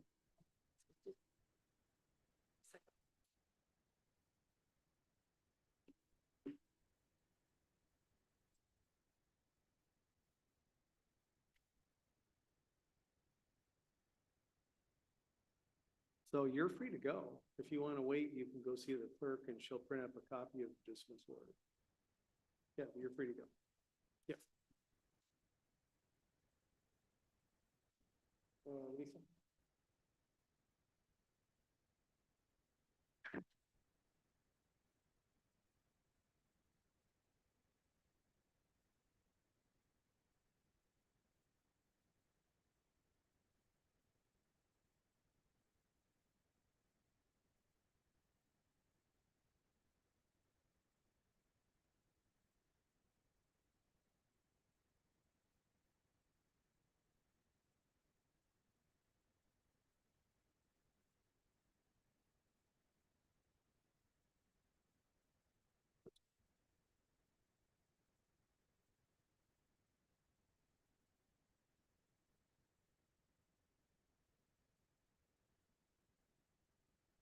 Next matter is going to be Lisa Fish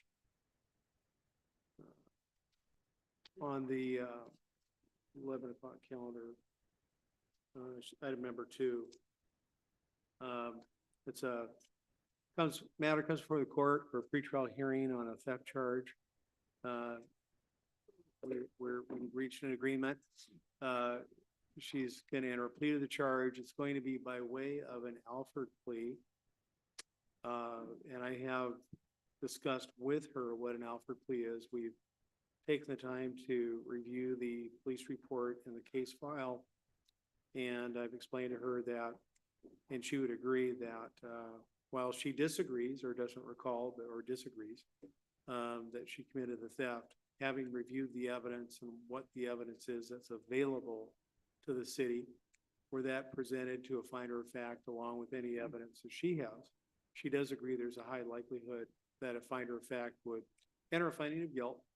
And based on that reason and to take advantage of the city's plea offer, which is no jail time, she wishes to enter a plea. Full name, Lisa Marie Fish. Ms. Fish, I'm looking at a statement of defendant on plea of guilty to 1 count of theft in the 3rd degree, That's a gross misdemeanor. The maximum penalty on the conviction would be 364 days in jail and or a $5,000 fine. I'd be free to impose that if I accept the plea, regardless of what's recommended. You realize that. Have you gone over the plea process with Mr. Haverco? And did he answer any questions you might have had? Any questions you'd like to ask me about what it means? If I accept the plea, you give up the rights contained in paragraph 5. There isn't any trial, no witnesses, no appeal, simply a sentence. That's all. With that in mind, is the one count of theft in the 3rd degree alleged to have occurred within the city of Yelm on April 1st, 2024. How do you plead guilty or not guilty? You make that plea of your own free will. Anybody make any threats or promises to you that make you guilty? Mr. Haverco indicated this is in the nature of what they call an Alford plea, which means you've gone over the discovery, the police reports, realize what the city has by way of proof, and although you deny committing anything, crime, you agree that should the matter go to trial, a trier of fact would certainly find you guilty. And I will find that there is sufficient probable cause for a factual basis to the offense. Anything you'd like to tell me? You don't have to say anything, but if you want me to know anything, now's the time. Mr. Haverco, anything further? She did indicate to me her current income is around $600 per month. And so I would ask the court to make a finding of indigency and waive any financial obligation. City, have anything to add?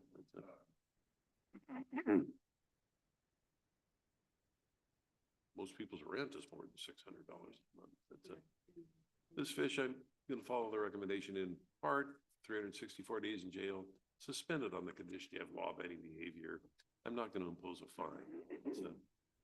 If the suspended jail time isn't enough to get the point, drive the point home, the financial obligation that you'd have a lot of trouble meeting, certainly is going to help. I'm reviewing and signing the statement. Once the paperwork is been processed here, Ms. Fish, what I want you to do is go to the window outside the courtroom to your left, get a copy of the paperwork, look it over, and if you have any questions about what it means, give Mr. Haverco a call, okay?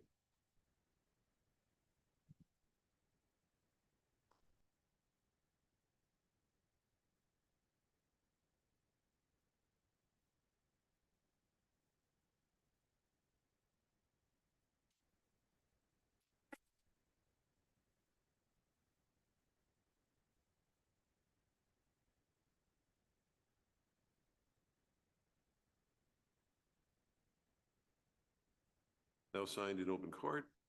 Ms. Fish, again, go to the window, get a copy. I'm going to wish you the best of luck. Take it easy. Be well. Good luck. Thank you, ma'am. Do we have Ms. Panache? Oh, who do I? Oh, okay.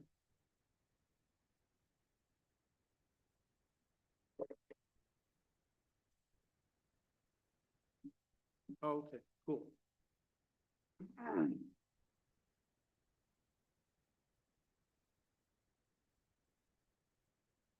Good afternoon, ma'am. You're now unmuted. Are you able to hear me? Yes, I am. That's it. Your attorney's in the courtroom. I'll defer to him for the status of the matter. Give me 1 second, Your Honor.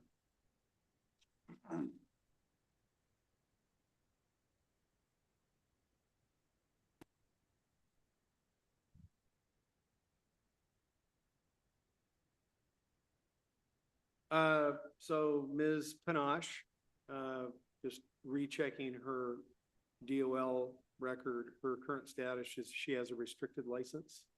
So she does in fact have a license. So based on that, city, I assume, would be making a motion.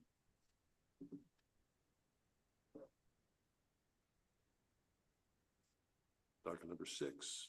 Deed of a second. City's motion is to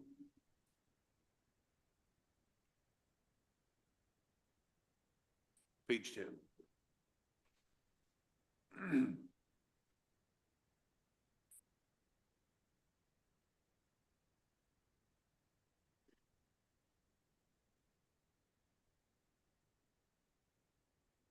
your full name Michelle Page Panache?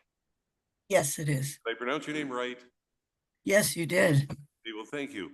The city has amended the charge from a criminal offense, which bears substantial jail time, to a civil infraction. If you admit that you didn't have a valid license on your person when you were cited on March 27th, I'll assess a $150 fine, and that will conclude the matter. No possibility of any jail time. All You right. admit or deny? All right. Well, thank you.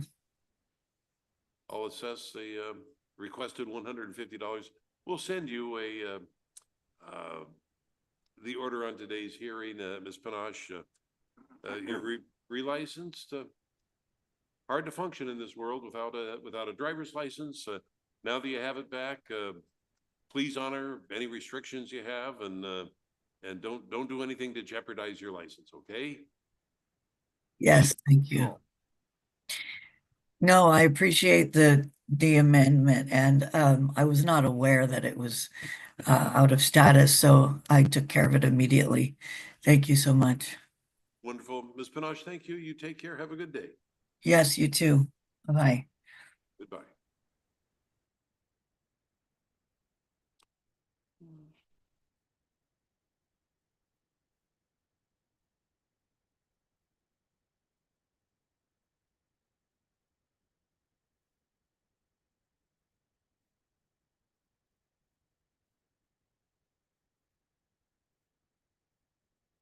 Now signed.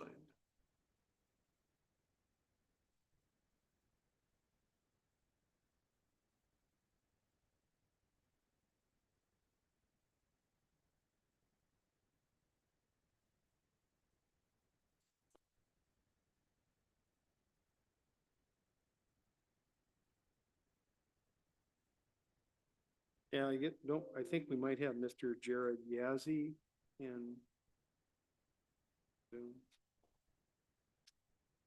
Mr. Yazzie, good morning. You're muted. If you'd unmute yourself, we can address your matter at this time. Hello?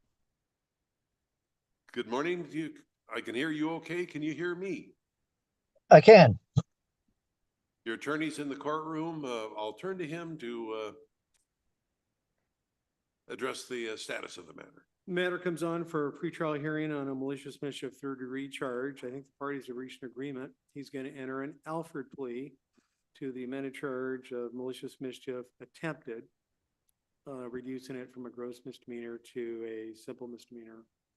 And part of the basis for the Alford plea in this case, it's just the amount of time that's elapsed. It's about 7 years ago, and so it's been some time. Today's the day, yeah, for 2018, yes. Right. But, I reviewed the police report with Mr. Yazzie and talked about what would happen if we went to trial. And I think he agrees that in balance, there's a pretty good likelihood that if the city presented its evidence along with whatever the defense might present, that there's a pretty good chance that a guilty verdict could be entered.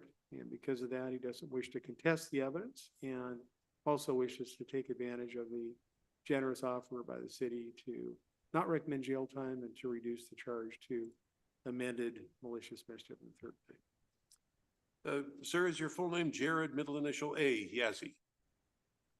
Yes, sir. You disagree at all with anything that Mr. Havercode just said? No, sir. I'm looking at a statement of defendant on plea of guilty to one count of malicious mischief third degree in the attempt. Have you gone over the plea process with your attorney? Yes, sir. And if you had any questions about what it meant to enter a plea of guilt to a criminal matter, was any question you had answered? Yes. Do you have any questions you'd like to ask me? No, sir. Maximum penalty on conviction would be 90 days in jail and or $1,000 fine. I'd be free to impose that regardless of what's recommended. You realize that? Yes, sir. As to one count of malicious mischief third degree alleged to have occurred within the city of Yelm on June 12th, 2018, how do you plead, guilty or not guilty? Guilty. You make that plea of your own free will. Yes, sir. Anybody make any threats or promises to you to make you plead guilty? No, sir.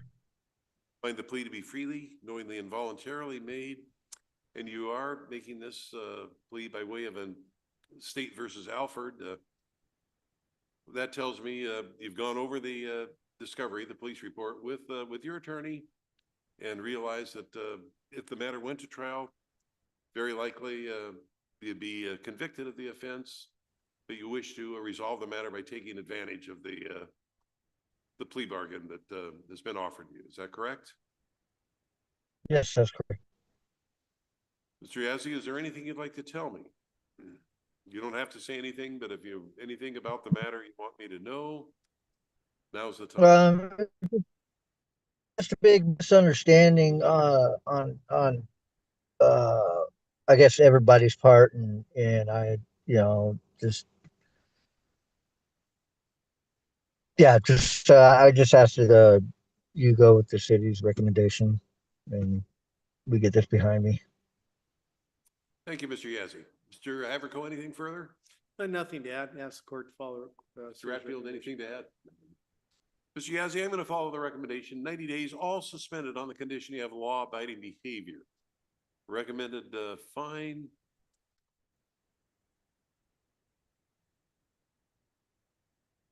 is $250, I believe. Yes. I'll impose that, and we'll be sending you a copy of today's paperwork to your last, the address we have for you. Any questions at all? No, sir. And for the record, I do find that there is sufficient factual basis to accept the plea contained in the officer's probable cause statement. I'm in court. Glad to finally get the matter resolved. If once you get the paperwork and you have any questions about anything that's contained in it, if you would give Mr. Haverco a call and make sure your questions get answered. Okay. Okay, I will do that. You too, Mr. Yazzie, and I thank you. All right, have a night. You as well. Am I free to leave? You are free to leave. That concludes the hearing. You be well. All right, thank you.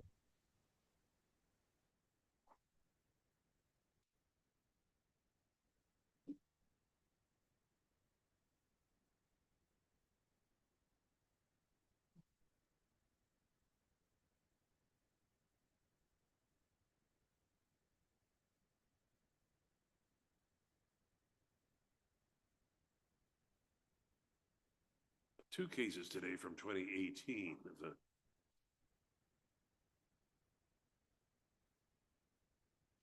Well, I guess we can deal with the no-shows at this point. Let's start with the 8:15 ones. That calendar kind of got addressed in fits and starts.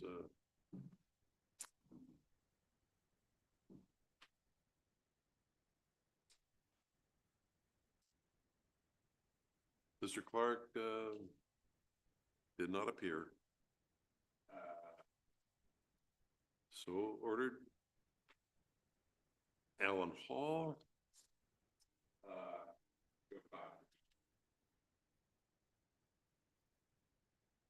Asherbon, so ordered. Dealt with Ms. Menish, Mr. Menish, and Lucas Peters. SOC. Yeah, let's go. So ordered.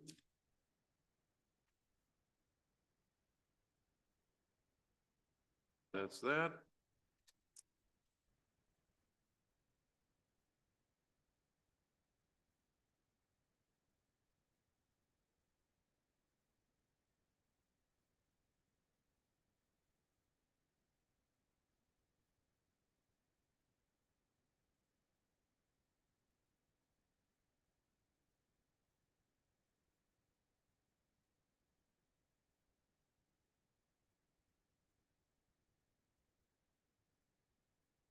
Pretty much takes us up to 10 o'clock. First no-show I have is Alexandria Johnson, docket number 3. She left numerous texts and voicemail messages for me this morning, and I think she called the court too. A couple things, I guess it's taken her a while to get an evaluation, so she hasn't had the appointment yet anyway, but she also didn't have a ride to court. Apparently, her ride fell through, so asking to note the non-appearance for speedy trial purposes and to reset with notice. Any objection? That's it. You're hearing from her. Reset it with notice. Now, on Anthony Nelson, he failed to appear on May 8th, I would note, and then my notes also reflect he does not have a phone. So I don't have a way of contacting him or knowing any information as to his non-appearance. I thought we lived in a world where everybody had a phone, but I guess so ordered. Cash or bond.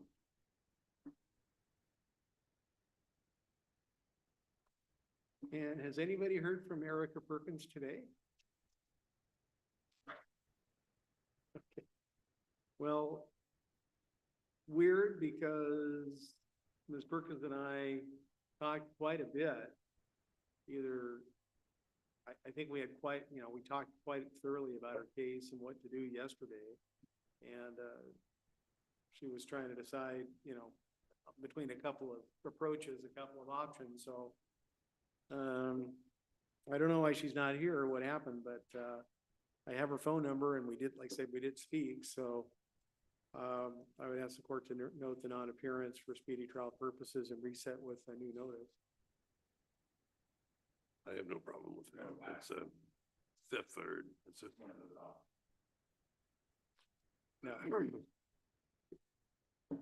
Note the non-appearance for speedy trial purposes, reset with notice.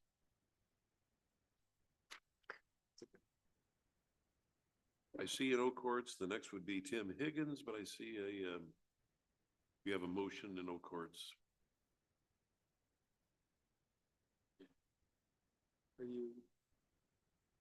What are you doing on Higgins? Higgins? Isn't he the guy that for a while was in jail? Yes. Yeah. Do we know where is he out or? Yeah. Yeah. Reset to today. I think. Yes. Well, I put it in there just because Pending Superior I Court expected matters. him to be here, so I had placed the motion in there, but I mean, okay. I expected him to be here. I haven't spoken with him. He's got three different matters.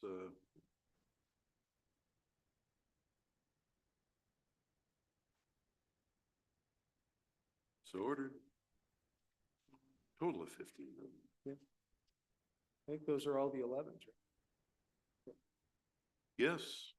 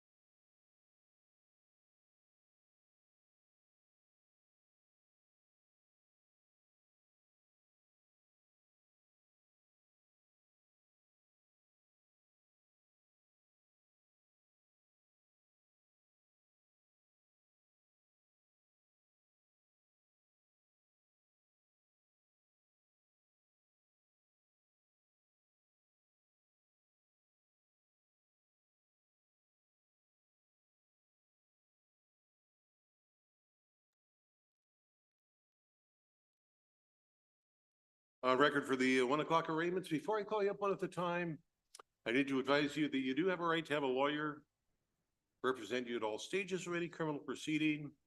If you're indigent, I'll appoint Mr. Haverco to represent you in your case. At this proceeding, a plea of not guilty is invariably entered. That preserves your rights pending what they call a pretrial. It's a chance for you to negotiate a resolution of the case with the city. If you can, if that is not possible, you have a right to a public and speedy jury trial in the county where the offense was allegedly committed. First matter I'm going to call is Yelm versus David Navez Vasquez. Mr. Mosley, you solemnly swear you'll accurately translate from Spanish to English and English to Spanish all that is spoken here. Yeah. Thank you. Be seated, please.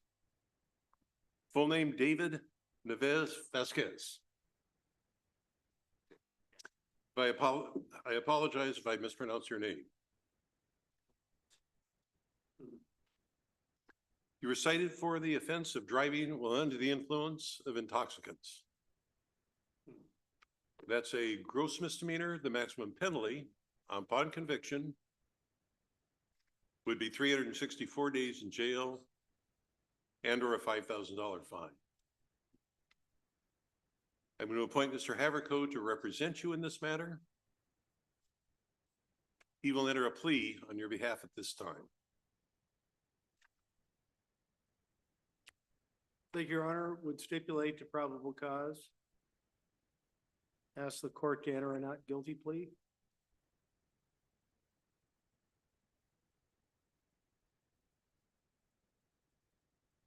The plea of not guilty has been entered. To preserve your rights, we're going to set the matter for a pretrial conference on July 3rd at 11 o'clock. At the end of the hearing, what I want you to do is go to the window outside the courtroom and to the left. Get a copy of today's order.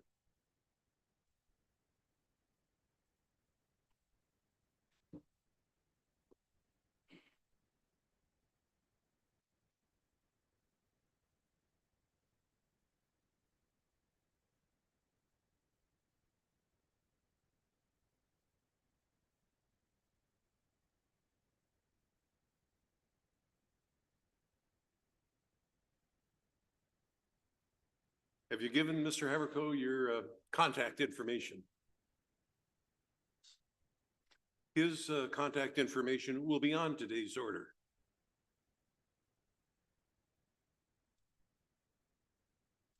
Do you have any questions? No. That concludes the hearing. Good luck. We'll see you back here, excuse me, on July 3rd.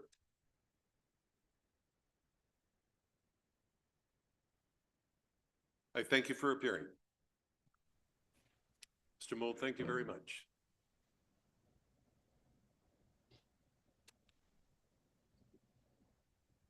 I think we have, who's the defendant in this one? Good morning, afternoon. I'm going to be the sign language interpreter for Jesse Feuerstein. See you. And I'm happy to wait. I was just raising my hand because when you do your first instructions, if he's in the courtroom, I needed to interpret those.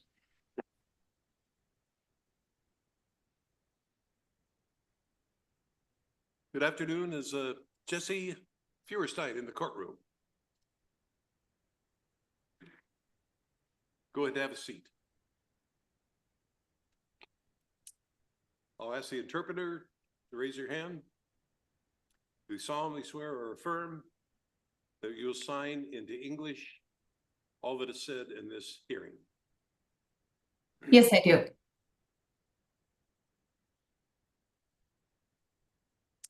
Good afternoon, ma'am. Is your full name Jessie Christine Feuerstein?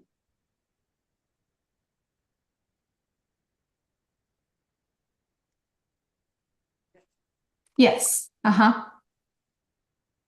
You were cited on May 4th, 2025 with the offense of theft in the 3rd degree.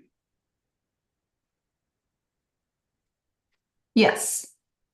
That is a gross misdemeanor.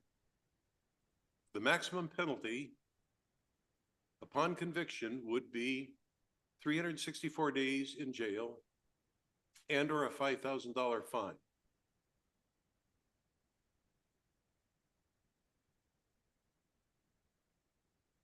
Okay. To appoint Mr. Haverco seated next to you to represent you in this matter. And he will enter a plea Okay. on your behalf. Thank you, Your Honor. Stipulate to probable cause. Ask the court to enter a not guilty plea.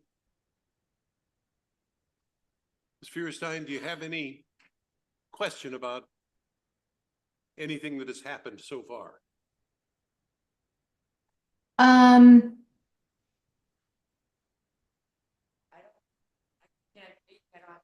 Can I talk for myself?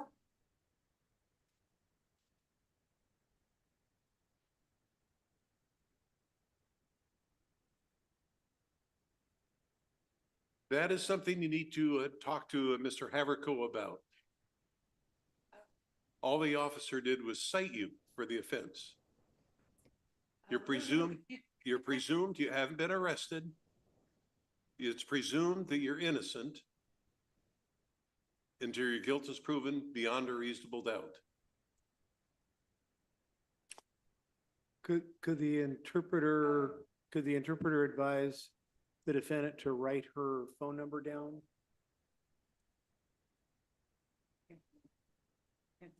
Yes.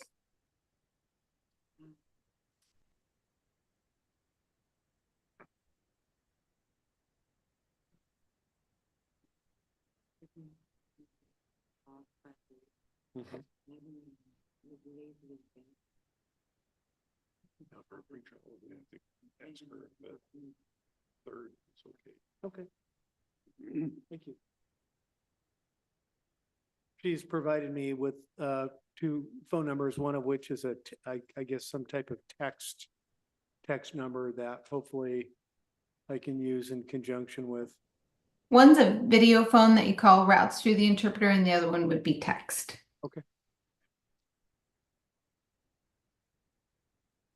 I will set a pretrial for July 3rd. I'll ask Ms. Connor if that is available. That would be in the morning. I am off until after the 4th. I'm on vacation that week. Well, after the 4th of July? Yes. Were you, oh, sorry, were you on June 3rd? Sorry, my bad.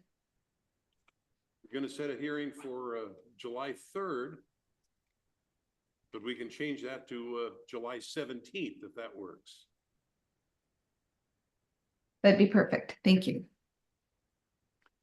Ms. Feuerstein, we're going to set your case over to July 17th. Okay. The ASL interpreter will be here to help you at that time. Okay. Now I'm going to sign an order on today's hearing, and I want you to get a copy of that at the window outside the courtroom and to your left. And stay in communication with Mr. Haverco.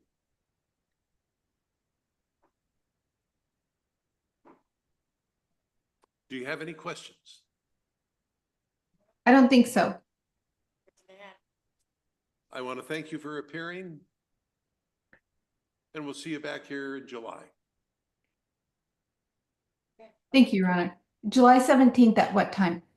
Ms. Connors, thank you very much. July 17th at what time? That would be at 10 o'clock, 10 a.m. Thank you. Okay, thank you. Thank you.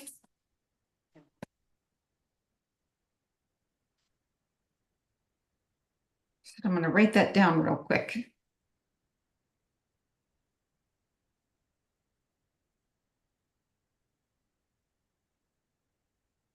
Thank you, Your Honor. Connor, thank you. If anyone has any question about anything they've been cited, for what they've been charged with. Ask myself or Mr. Harrico, do our best to answer your question. Is Michael Anderson in the courtroom? Michael Anderson.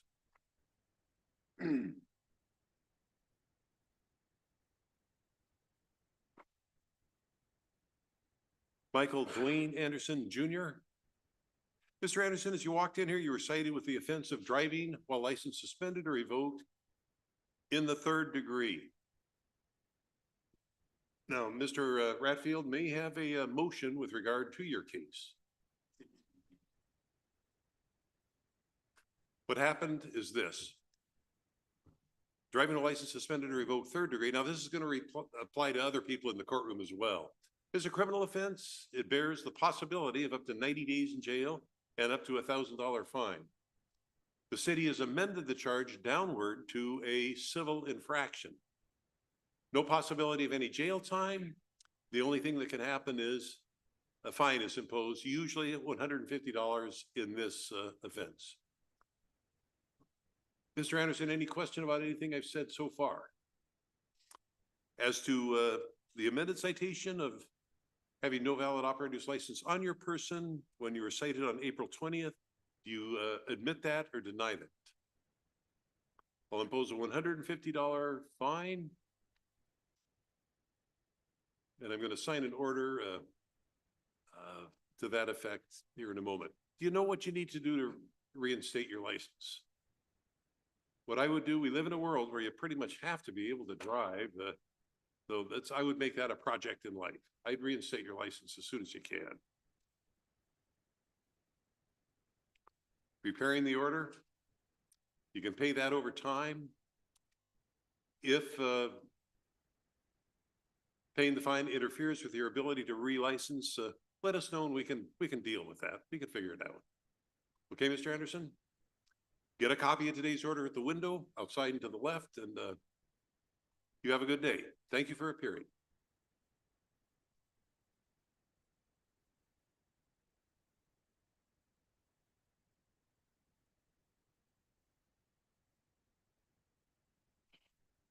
Ricky Anderson.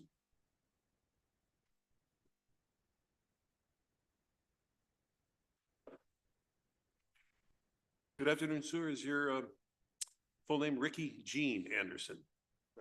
Same thing applies to you. You were cited for driving a license suspended or revoked 3rd degree. And the city may have an motion and does to amend the charge to the civil infraction of no valid operator's license on your person. Now, if you're listening to what I said a moment ago, if you admit that, it's a $150 fine. You can deny it and we can set it for a contested hearing at a later date. Any questions about anything I've just said? I have no questions.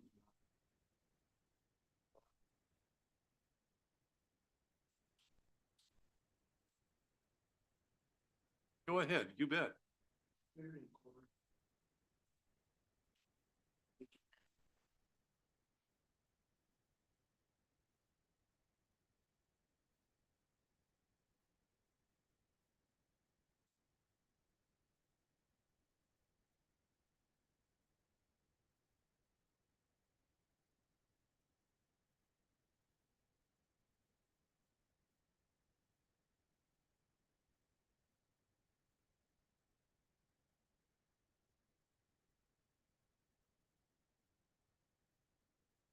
It doesn't automatically happen like that.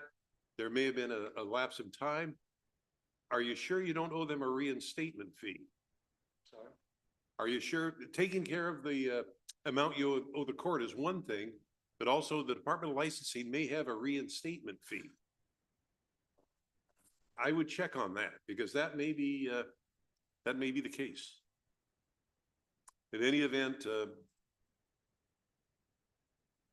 signing an order, setting the payment at $25 a month, you get a copy of that at the window. What I would do is I check on that as soon as I can.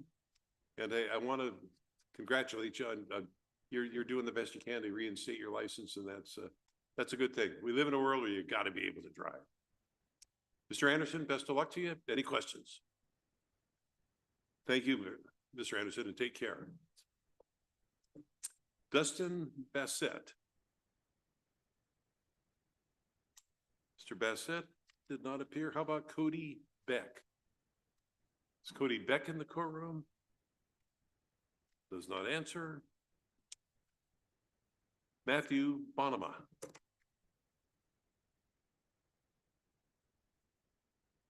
Good afternoon, sir. Full name, Matthew Joseph of Bonema. Citation alleges that on or about February 28th of this year, you committed the offense of theft in the third degree.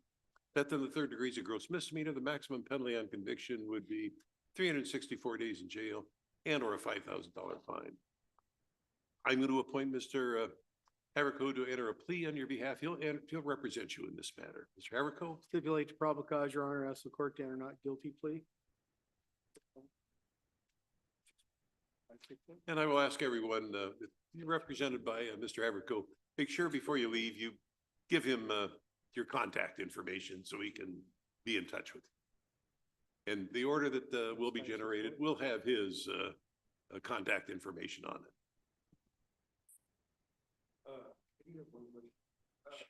Yes. So I paid my.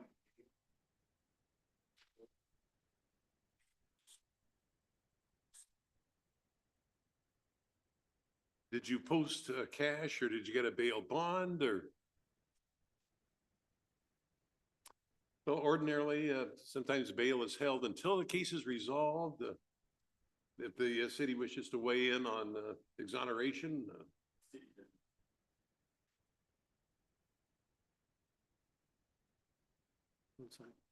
Mr. Bono, what we'll do is exonerate the bail and that will be returned to you. Was it posted at the Nisqually jail? I don't know if we have it yet or not. You might want to check. Today is not a good day, but check maybe tomorrow with the clerk's office and find out. Sometimes it takes a while for it to get transmitted to the jail to here, sometimes quite a while, but it does get here. But yeah, give us a call. You have the number. That'll be on the release order in any event. Give a call tomorrow and see.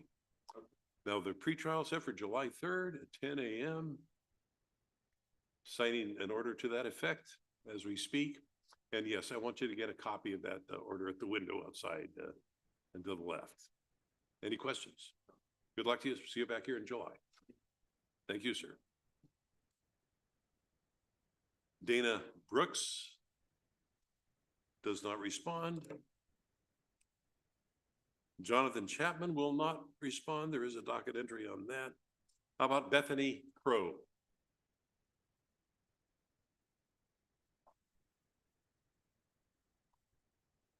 Good afternoon, ma'am. Full name, Bethany, middle initial M, Crow. Citation alleges that on or about April 20th, 2025, you committed the offense of theft in the third degree. I have to repeat to you that that is a gross misdemeanor. The maximum penalty on conviction would be 364 days in jail and or a $5,000 fine.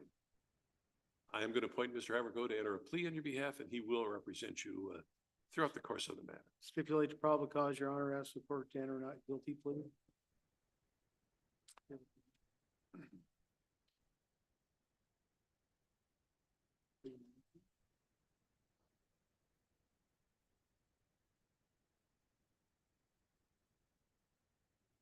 July 3rd, 11 a.m. will be date and time for your pretrial.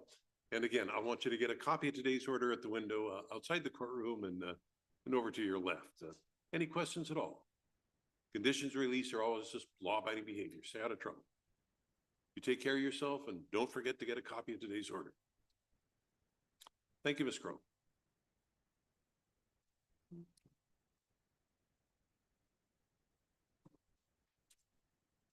Russell Chenier. Russell Chenier does not answer. Cody Gaillot.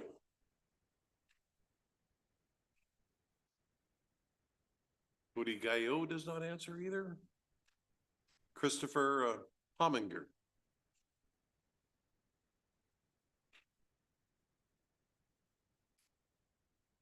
Good afternoon, sir. Full name, Christopher J. Hominger. Mr. Hominger, the citation two charges. The first one, DWS third degree, driving license suspended or revoked third degree, simple misdemeanor, the maximum penalty on conviction, 90 days in jail and or a $1,000 fine. You're also cited for operating a motor vehicle without ignition interlock when required to have that by the Department of Licensing. That's a gross misdemeanor. The maximum penalty upon conviction for that would be 364 days in jail and or a $5,000 fine. Mr. Army Chair, I'll appoint Mr. Haverko to enter a plea on your behalf. He'll do so at this time and he will represent you in this matter. Stipulate probable cause on both matters, Your Honor. Ask the court to enter not guilty, please. So, Chair, plea of not guilty does preserve your rights.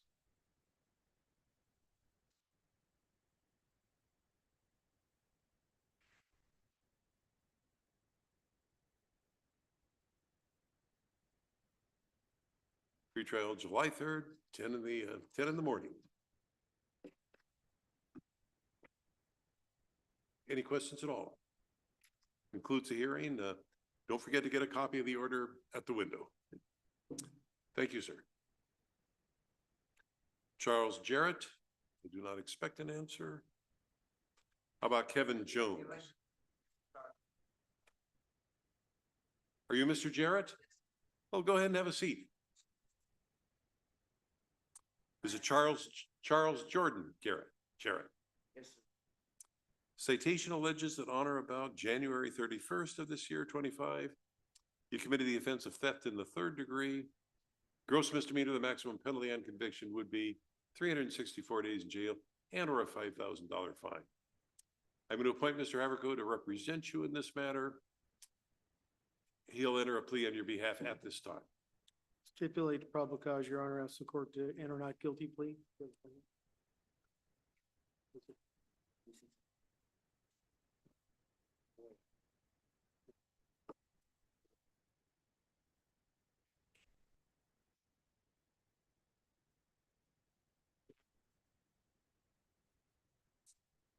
Oh, yeah. Yeah. No, that's fine.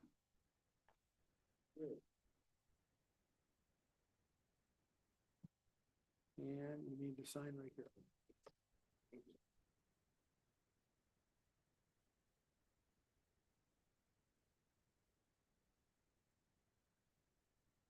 Yeah, there you go. Go see the clerk. Thank you so much for your Mr. time. Jarrett, thank you very much. Don't forget to get a copy of your order at the window outside the courtroom to your left. Any questions at all? Good luck to you. See you back here on July 3rd. How about Kevin Jones? Kevin Jones in the courtroom? Marvis Knight.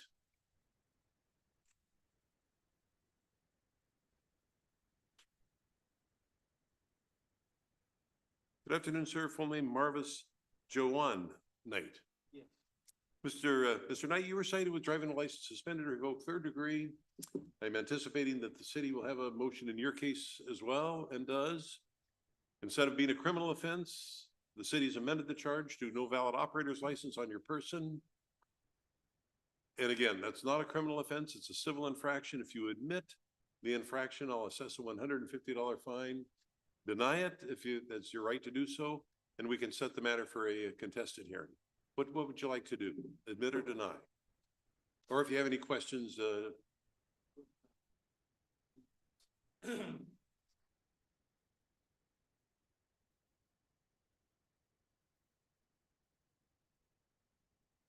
no, you were cited for the offense.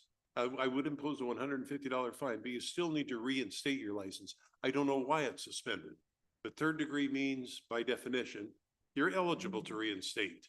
Whether that's unpaid tickets from before or something else, I don't know that. But no, this just adds to the misery a little bit by way of a $150 fine, but you still have to reinstate your license. Does that answer your question? Would you like to admit or deny?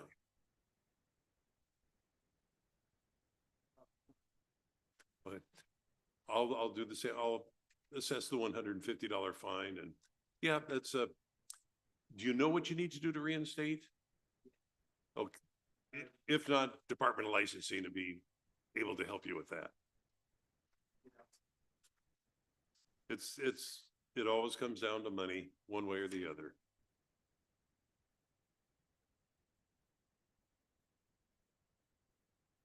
Mr. Knight, I've signed the order.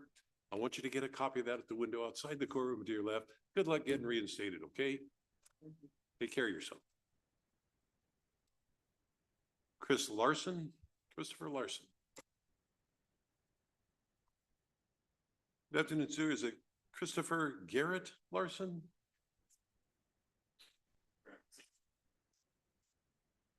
Well, Mr. Larson, I'm not hearing you object to a motion to simply dismiss this charge. Hearing no objection, I will cheerfully do that.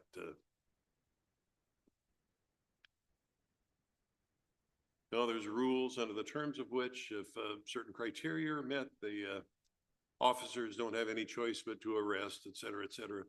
But as it turns out, the city is choosing to dismiss the matter. I am at this time signing electronically an order dismissing the charge. If you want a copy of that order, you can get that at the window outside the courtroom to your left. Just ask. Any questions of me?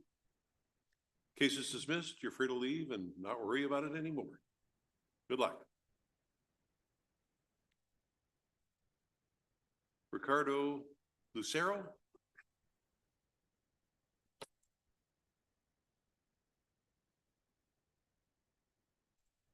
Good afternoon, sir. Full name, Ricardo Dean Lucero. Mr. Lucero, the citation I have sounds like an echo in here. On May 14th, you committed the offense of driving a license suspended or revoked, 3rd degree. City may have a motion in your case as well. And the city does move to lower the charge to the infraction. Now, if you admit the infraction, just like I've said before, it's a $150 fine. But you have a right to deny that you committed the infraction and have the matter set for a contested hearing. Any question about anything I just said? Mr. Lucero, do you admit or deny? I'll take that as an admission. Set the fine at $150, and that's payments can be made at $25 a month on that. Right. Do you know what you need to do to reinstate your license? I'd make that a project. Wonderful. I'm very fond of saying that we live in a world where you pretty much have to be able to drive to function at all.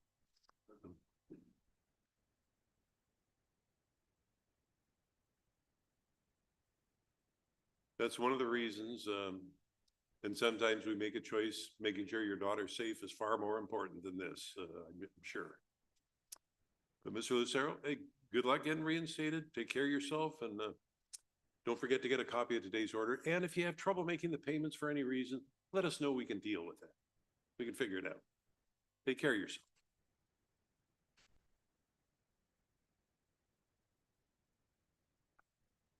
Tanner Lunsford.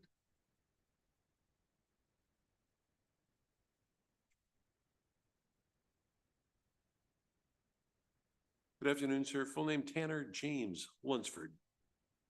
Mr. Lunsford, the citation I have alleges that on or about May 5th, 2025, you committed the offense of harassment. That's a gross misdemeanor. The maximum penalty on conviction would be 364 days in jail and or a $5,000 fine. I'll appoint Mr. Havercoat to represent you in this matter, and he'll enter a plea on your behalf at this time. Stipulate to probable cause, Your Honor, as the court down or not guilty plea.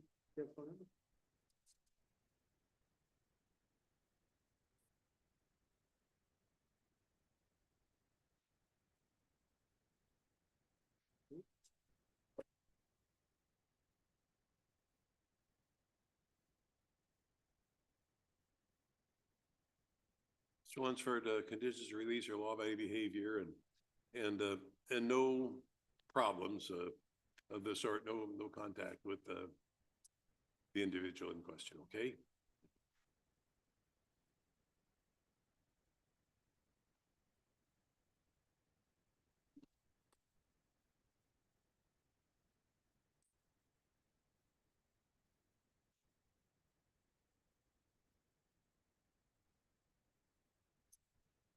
Once for that concludes the hearing, I want you to get a copy of today's order at the window, and again, no contact with Bailey Venable.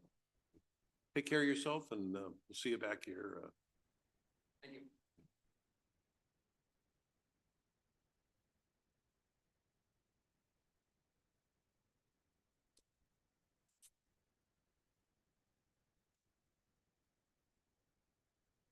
Sal, last name O-U.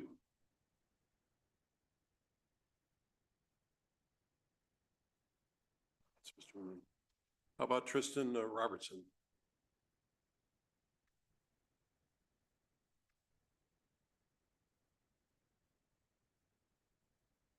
Good afternoon, sir. Full name Tristan Connor Robertson. Yes. Mr. Robertson, the citation I have alleges that on or about May 17th, you, one, committed the offense of driving a license suspended or revoked third degree. Misdemeanor, the maximum penalty on conviction would be 90 days and or $1,000 fine. Also cited for operating a motor vehicle without ignition interlock. That's a gross misdemeanor, the maximum penalty on conviction. That would be 364 days in jail and or a $5,000 fine. Appoint Mr. Haverco to represent you. He'll enter a plea on your behalf at this time. Stipulate to probable cause, Your Honor, ask the court to enter a not guilty plea. Mr. Robertson, a plea of not guilty preserves your rights. Set the matter for a pretrial, July 3rd, 11 o'clock.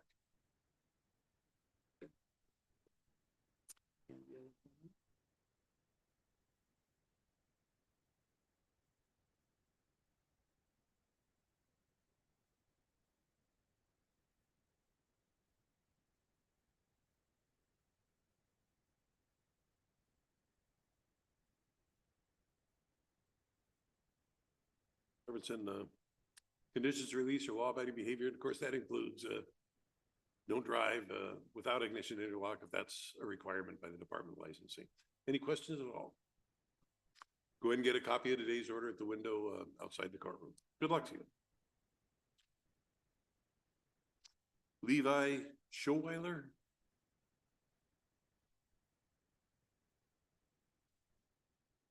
Full name Levi Carl Schoweiler. Ms. Schoweiler, the citation alleges on or about May 9th, 2025, you committed the offense of reckless driving. That's a gross misdemeanor. The maximum penalty on conviction would be 364 days in jail and or a $5,000 fine. I'm going to appoint Mr. Haverco to represent you. He'll enter a plea on your behalf at this time. Stipulate to probable cause, Your Honor, ask the court to enter a not guilty plea. Mr. Schoweiler, a plea of not guilty, as I indicated, does preserve your rights.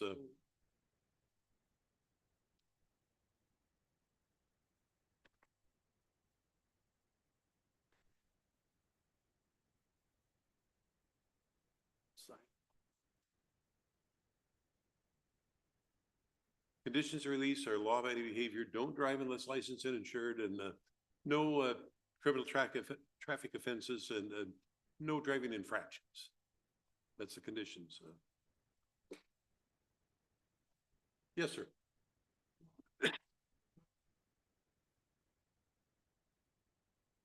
Oh. What now?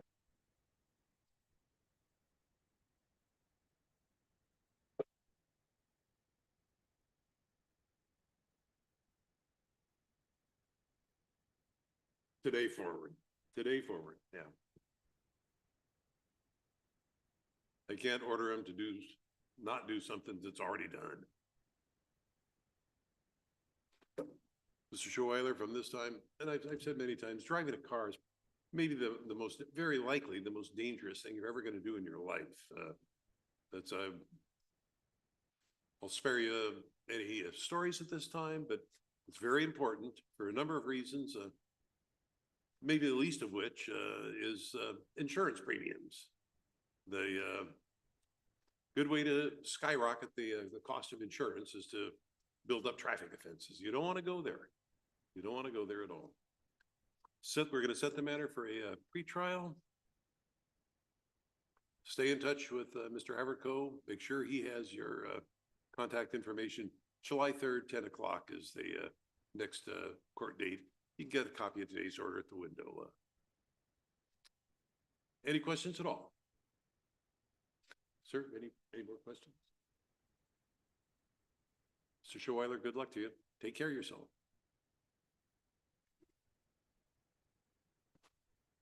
Andrew Skinner. How about Brandon Sitzma? Brennan Wing is here. Mr. Wing, you've been in and out of the courtroom. Good to see you. Come on up and have a seat.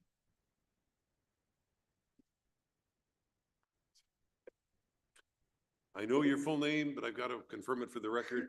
Brennan Scott Wing is your name. Mr. Wing, the citation alleges in honor about April 25th, 2025. You committed the offense of criminal trespass, second degree. That's a misdemeanor. The maximum penalty on conviction would be 90 days in jail and or a $1,000 fine. I'm going to appoint Mr. Haverko to represent you in this matter. He's going to enter a plea on your behalf at this time. Stipulated probable cause, Your Honor. Ask the court to enter not guilty plea.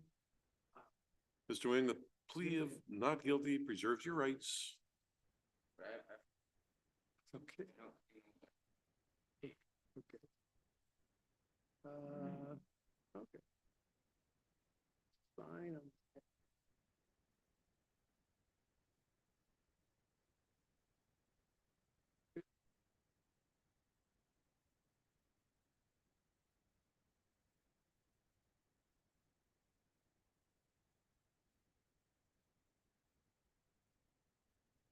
Mr. Wing, conditions of release are law-abiding behavior, stay out of trouble. That includes don't be in possession of non-prescribed drugs, and also don't trespass. Don't go where you're been trespassed from. Okay.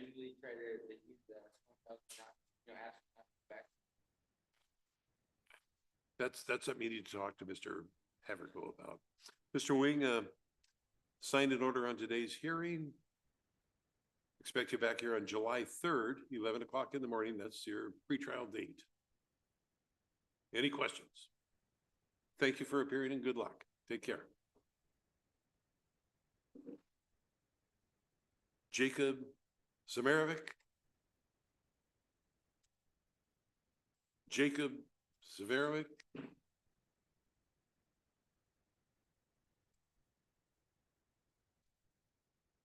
Sir, you have a court today? Last name? He's what?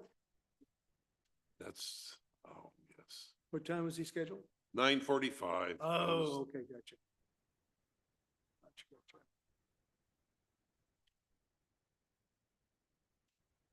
Come on up and have a seat.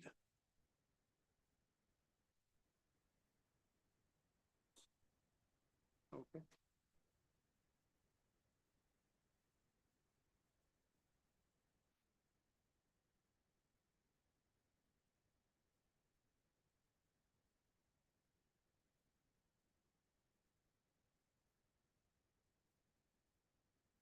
You were scheduled for a few hours ago.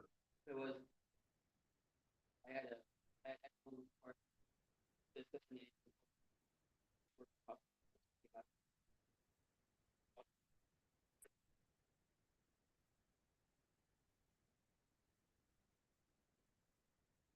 You're here now. That's the important thing.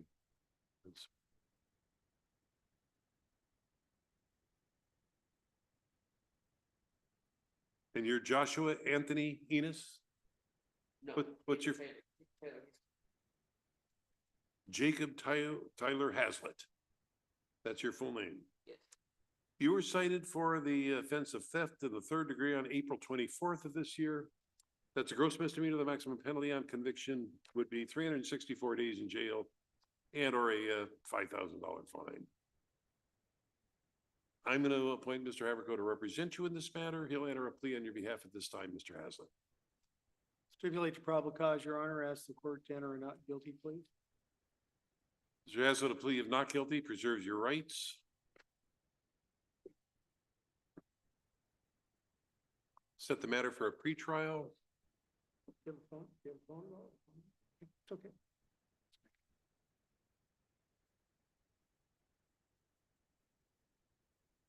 No worries.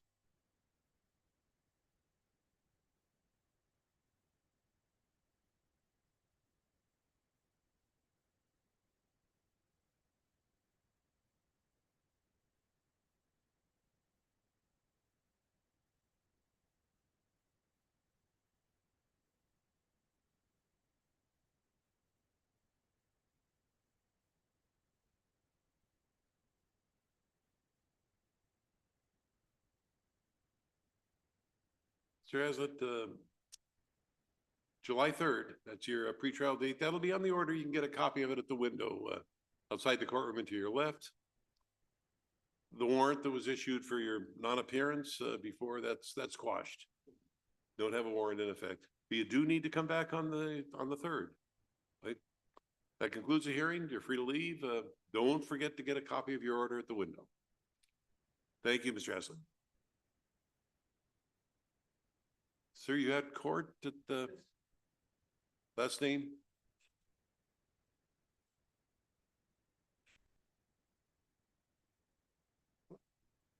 Can you repeat? Oh, Chenier? I think we pronounce it Chenier, but it's Chenier maybe? That's on the 1 o'clock. That would be number.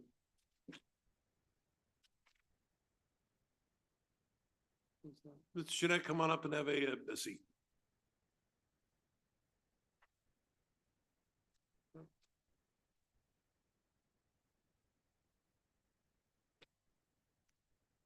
Is it Russell Jeanette? Ms. Jeanette, the citation alleges that you were in knowing possession of a controlled substance. That's a gross misdemeanor. The maximum penalty on conviction would be 180 days in jail and or a $1,000 fine. Are you hearing me okay? So do I. But have you heard me so far? I'm going to appoint Mr. Haverco to represent you in this matter. He'll enter a plea on your behalf. Stipulate to probable cause, support to enter not guilty plea, and I still didn't really, what is the name? It's the bottom of page 14. It's an add-on. Oh, it's an add-on. Okay.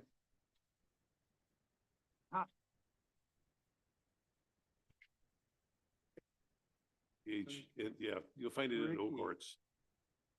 Oh, there it is. And when we spoke on the phone, I think I pronounced it Chenier, but it's actually Chenette. Chenier. I'll say that with a very bad accent. Okay. We're going to set your pretrial for July 3rd, 11 a.m. Sign on this pad. Got this sign.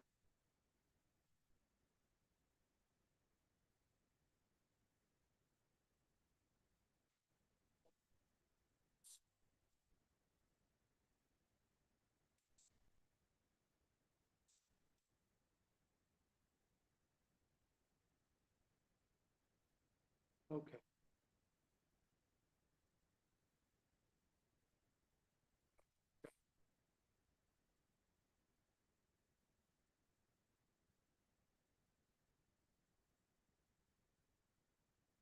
Oh, okay.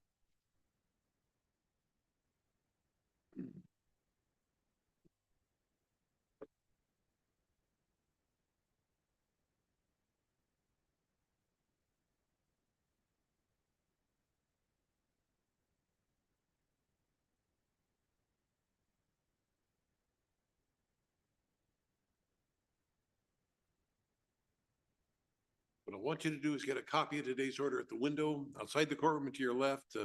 Stay in touch with Mr. Haverco and law-abiding behavior, and that would include no non-prescribed drugs. Thank you, sir. You take care. At the window outside the courtroom and to the left. I'll try and speak louder next time. Thank you, sir. With that, we can go off record.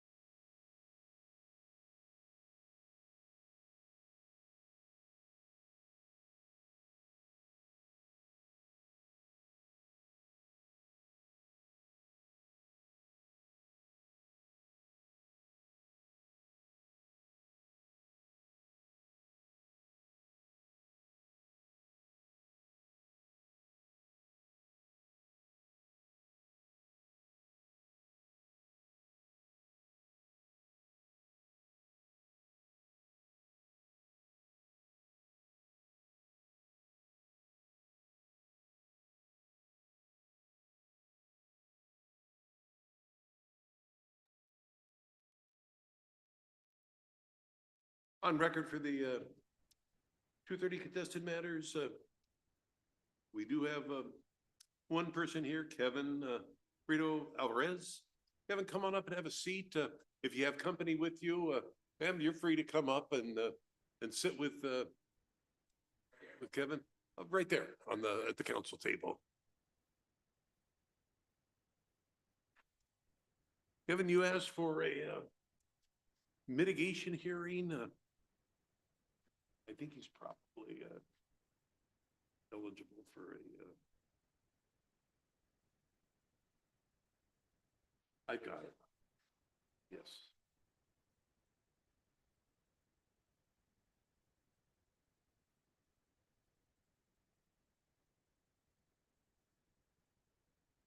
If you asked for a mitigation here, you want me to reduce the amount of the ticket? Pardon?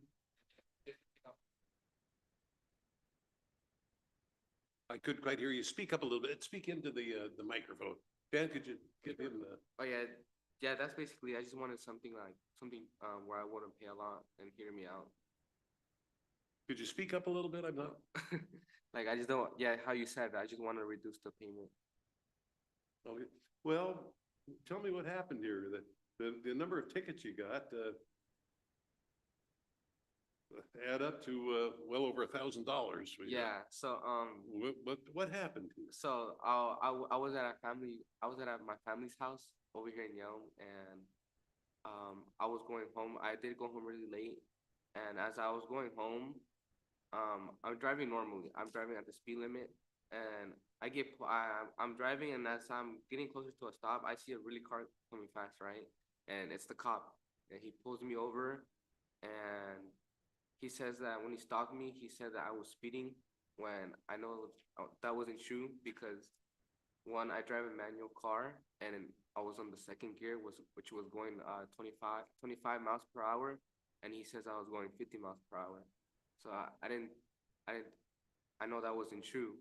But also, when he asked for my ID, I told him I was in the process of getting my official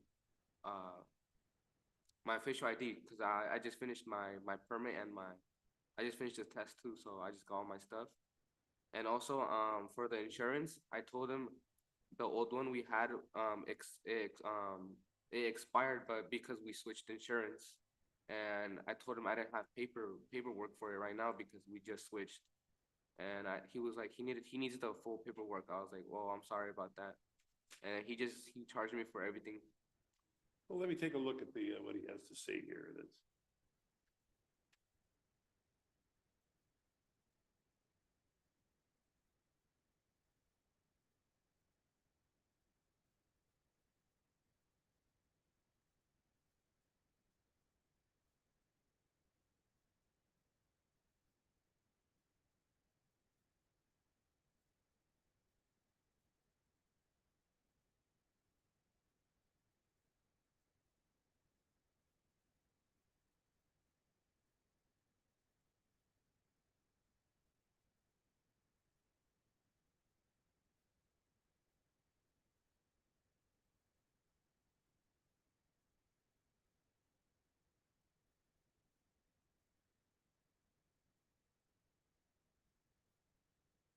Well, the amounts of the original tickets are around $1,200-1,300. Are you working, going to school? Yeah, I go to school and I go to work. I have 2 jobs and I'm in a trade school. What, insurance, that's $560 almost. Yeah. Yeah, I told him I told him we switched insurance, but I just didn't have the card at the time. And yeah, he still charged me with it. And the offense is failure to have or display. I think on the failure to signal and the failure to obey traffic control device, that's kind of the same thing. And I'm not satisfied from reading the report that he really substantiates that a little bit. So I'm going to dismiss those 2 tickets. On the NVOL, no valid operator's license with ID, I'm going to reduce that to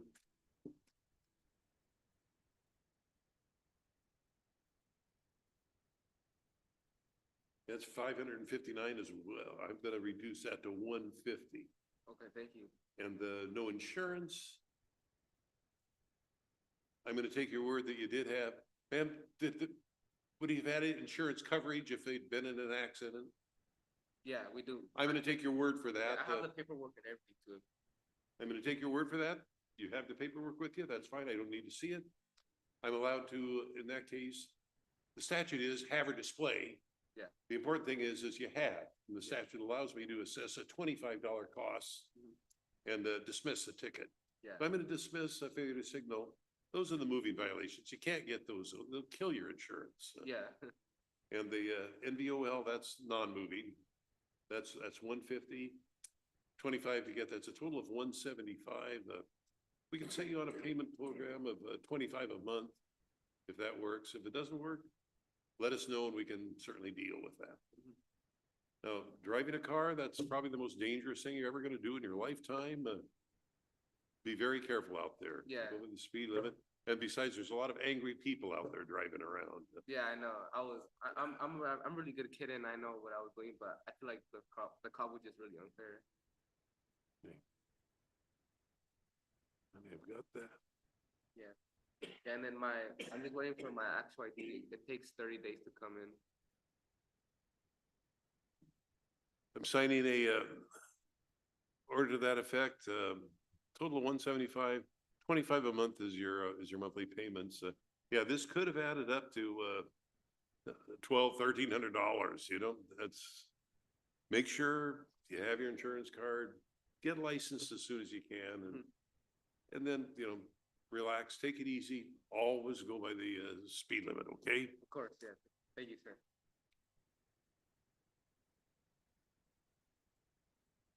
Sign the order on today's hearing. What I want you to do is go to the window outside the courtroom to your left. They'll give you a copy of today's order. Tell them who you are. And any problem at all making the payments, let us know, okay? Okay, of course. Drive safely out there, Mr. Brito Alvarez, and keep yourself safe. Of course. And that way you won't ever need the Yeah. insurance. Good luck to you. Thank you. Take care. Thank you, you too, as well. And thank you. Of course.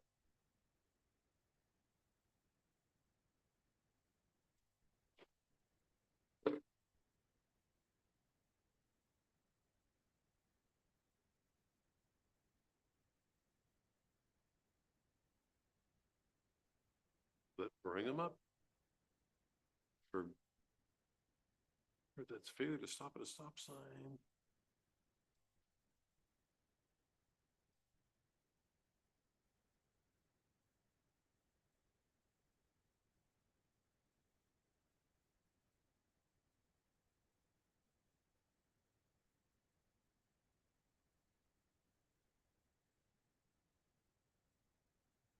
Then I'm going to call the matter of Yelm versus William Randall Billieu. Matters on for a contested hearing with regard to failure to stop at a stop sign and failure to renew expired registration. Good afternoon, council. Good afternoon, Your Honor. For the record, Jishua from Jeannie Mokustone's office. Your Honor, this is going to be a defense motion to continue. We were just retained on this matter. We did file our paperwork yesterday, and I also put in Old Court a motion to continue. We're just asking the court to set it over. Is it Jishua? Yes. Shishini. Ah, that's pretty good. Bad accent though. Oh no, it's actually pretty good. That's the request is to set it over to July 17th at 2:30 in the afternoon. I'm signing an order to that effect. Is that far enough out? That's perfect, Your Honor. And I think that's the day that we picked. I'm signing the order of reset at this time. We'll send you a copy of it. Then, do you want us to send a copy to your client as well? No, I think just to our office is fine. We'll notify our client. Will do. Thank you so much, Your Honor. Have a good one. You as well. Take care. Thank you.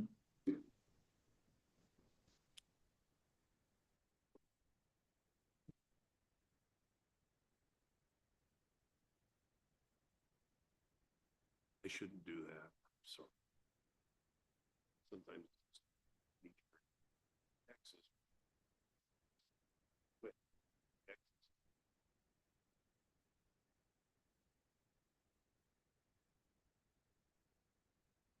Are you here for a 2:30 traffic matter? Are you by any chance Shayanna Simpson Paul? Come on up and have a seat if you would at the council table, and the both of you. Sometimes it's good to have moral support. So come on up and have a seat and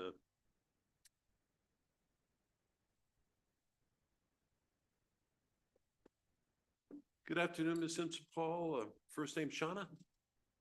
Shanna, I'm sorry, if there's a way to mispronounce a name, I'm gonna do it.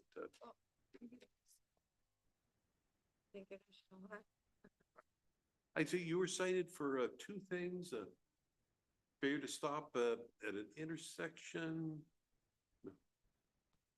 and no valid operator's license and no insurance.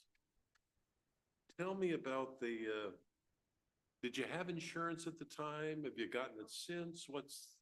The insurance had lapsed and the car wasn't in my possession. I went through a breakup and it was in both of our names.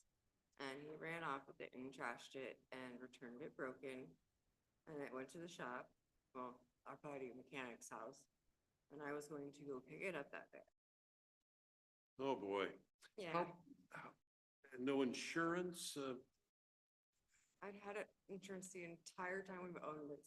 But because it hadn't been in my possession yet, I hadn't renewed it yet. And this failure to yield, let me take a look at the officers. Okay. That's the moving violation, and that's the one that would not. It's the only one that I didn't agree with.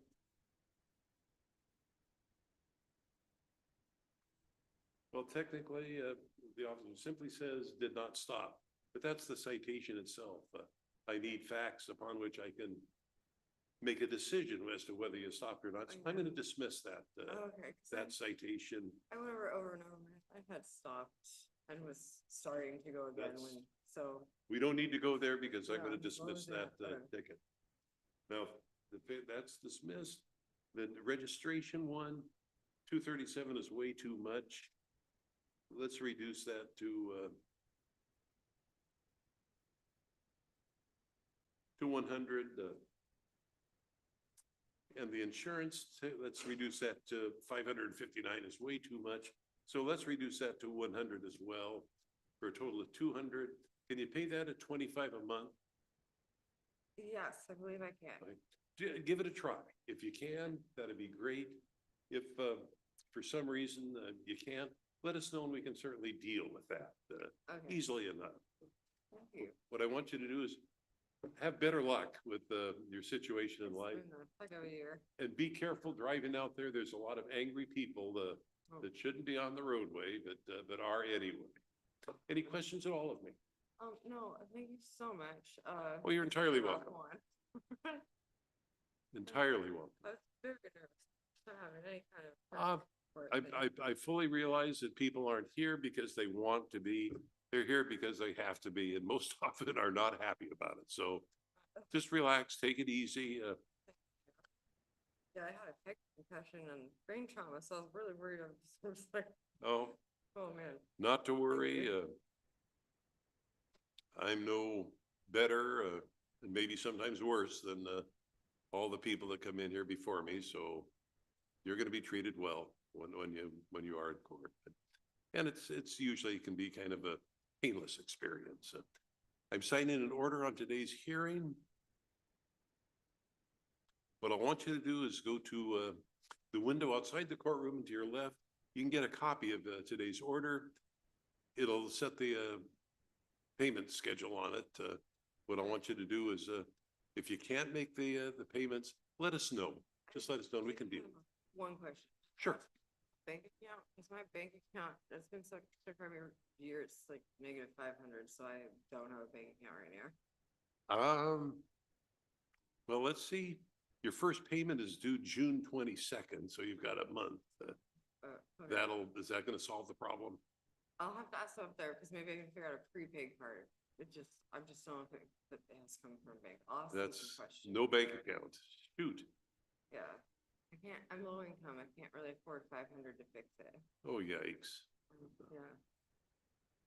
Well, again, If you can't make the payments, you let us know and we can deal with it. Okay. But in the meantime, you can get a copy of the order Okay. at the window, and you have a good day, the rest of it. You too. I Enjoy will. your day. I will, thank you for your patience. Have a good day. Oh, no problem. No problem. You have a good one. Be well.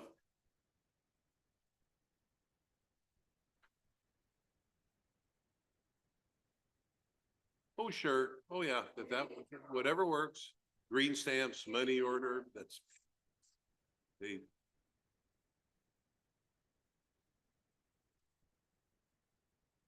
Oh, okay, yeah. Mr. Peterson, good afternoon. Good afternoon, Your Honor. I'm actually covering for my partner Phil Sue on this. It's the Craig Keen with a K. I saw him on Tuesday, but hey, such things happen. You saw Mr. Sue or Mr. Keen? I saw Mr. Sue over in a different court, Oh, okay. and I know. But Oh, that's right. That's right. Yeah, he told me he made the trip out there. It's not a short trip. Well, we'll deal. You can deal with it just as well as he can.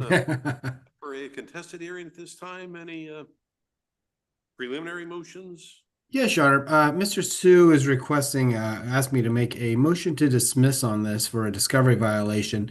Your Honor, back on April 24th, Mr. Sue sent a request for a copy of the ICV and body worn camera to the city of Yelm. And our paralegal sent an email into the court a little while ago with proof of that request. As of today, have not received any of that discovery.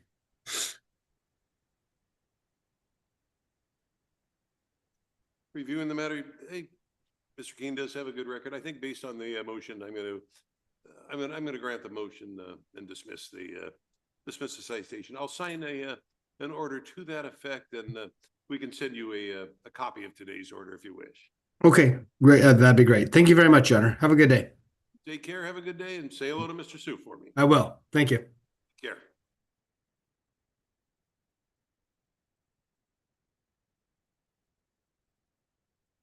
Go ahead and mail him a copy of it.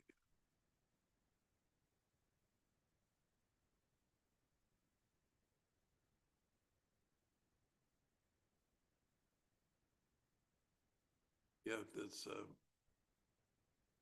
she was on the brittle side of.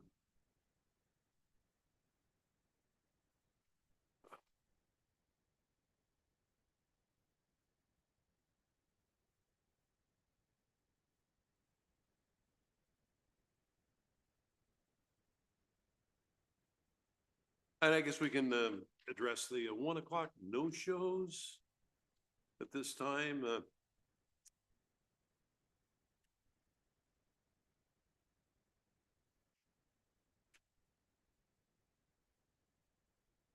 It's going to page, I believe, 13 of the calendar. First no-show I have is Dustin Bissett. I spoke to him while he was in custody, released him on his assurance that he would be in court today. I do find probable cause. I did at that time, upon speaking to him in the jail, for theft third and crim trespass 1. 2 citations, both for the same thing, both are the same offense. One on May 31st, the other on June 21st. 1,000 cash or bond, each charge. Next one I have is Cody Beck, cited for DWS third. Amend that to no vol 2 and FTA that to the Department of Licensing.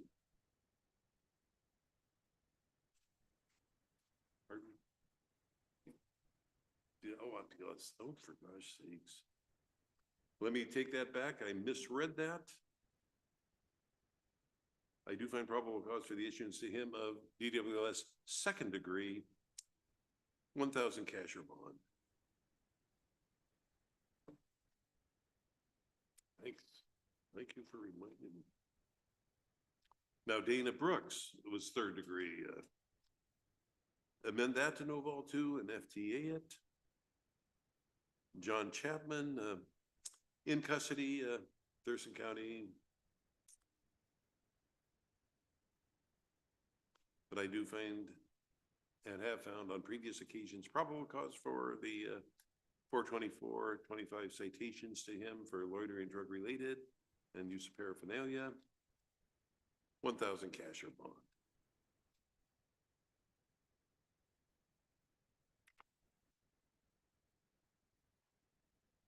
That brings me up to Cody James Gaya. I do find a PC for theft third and crim trust 1,000 cash or bond. He was likewise seen in custody, PC found at that time. Up to Kevin Jones. Mr. Jones is a regular customer, usually for the same thing. Find probable cause for crim trust second degree, 1,000 cash or bond.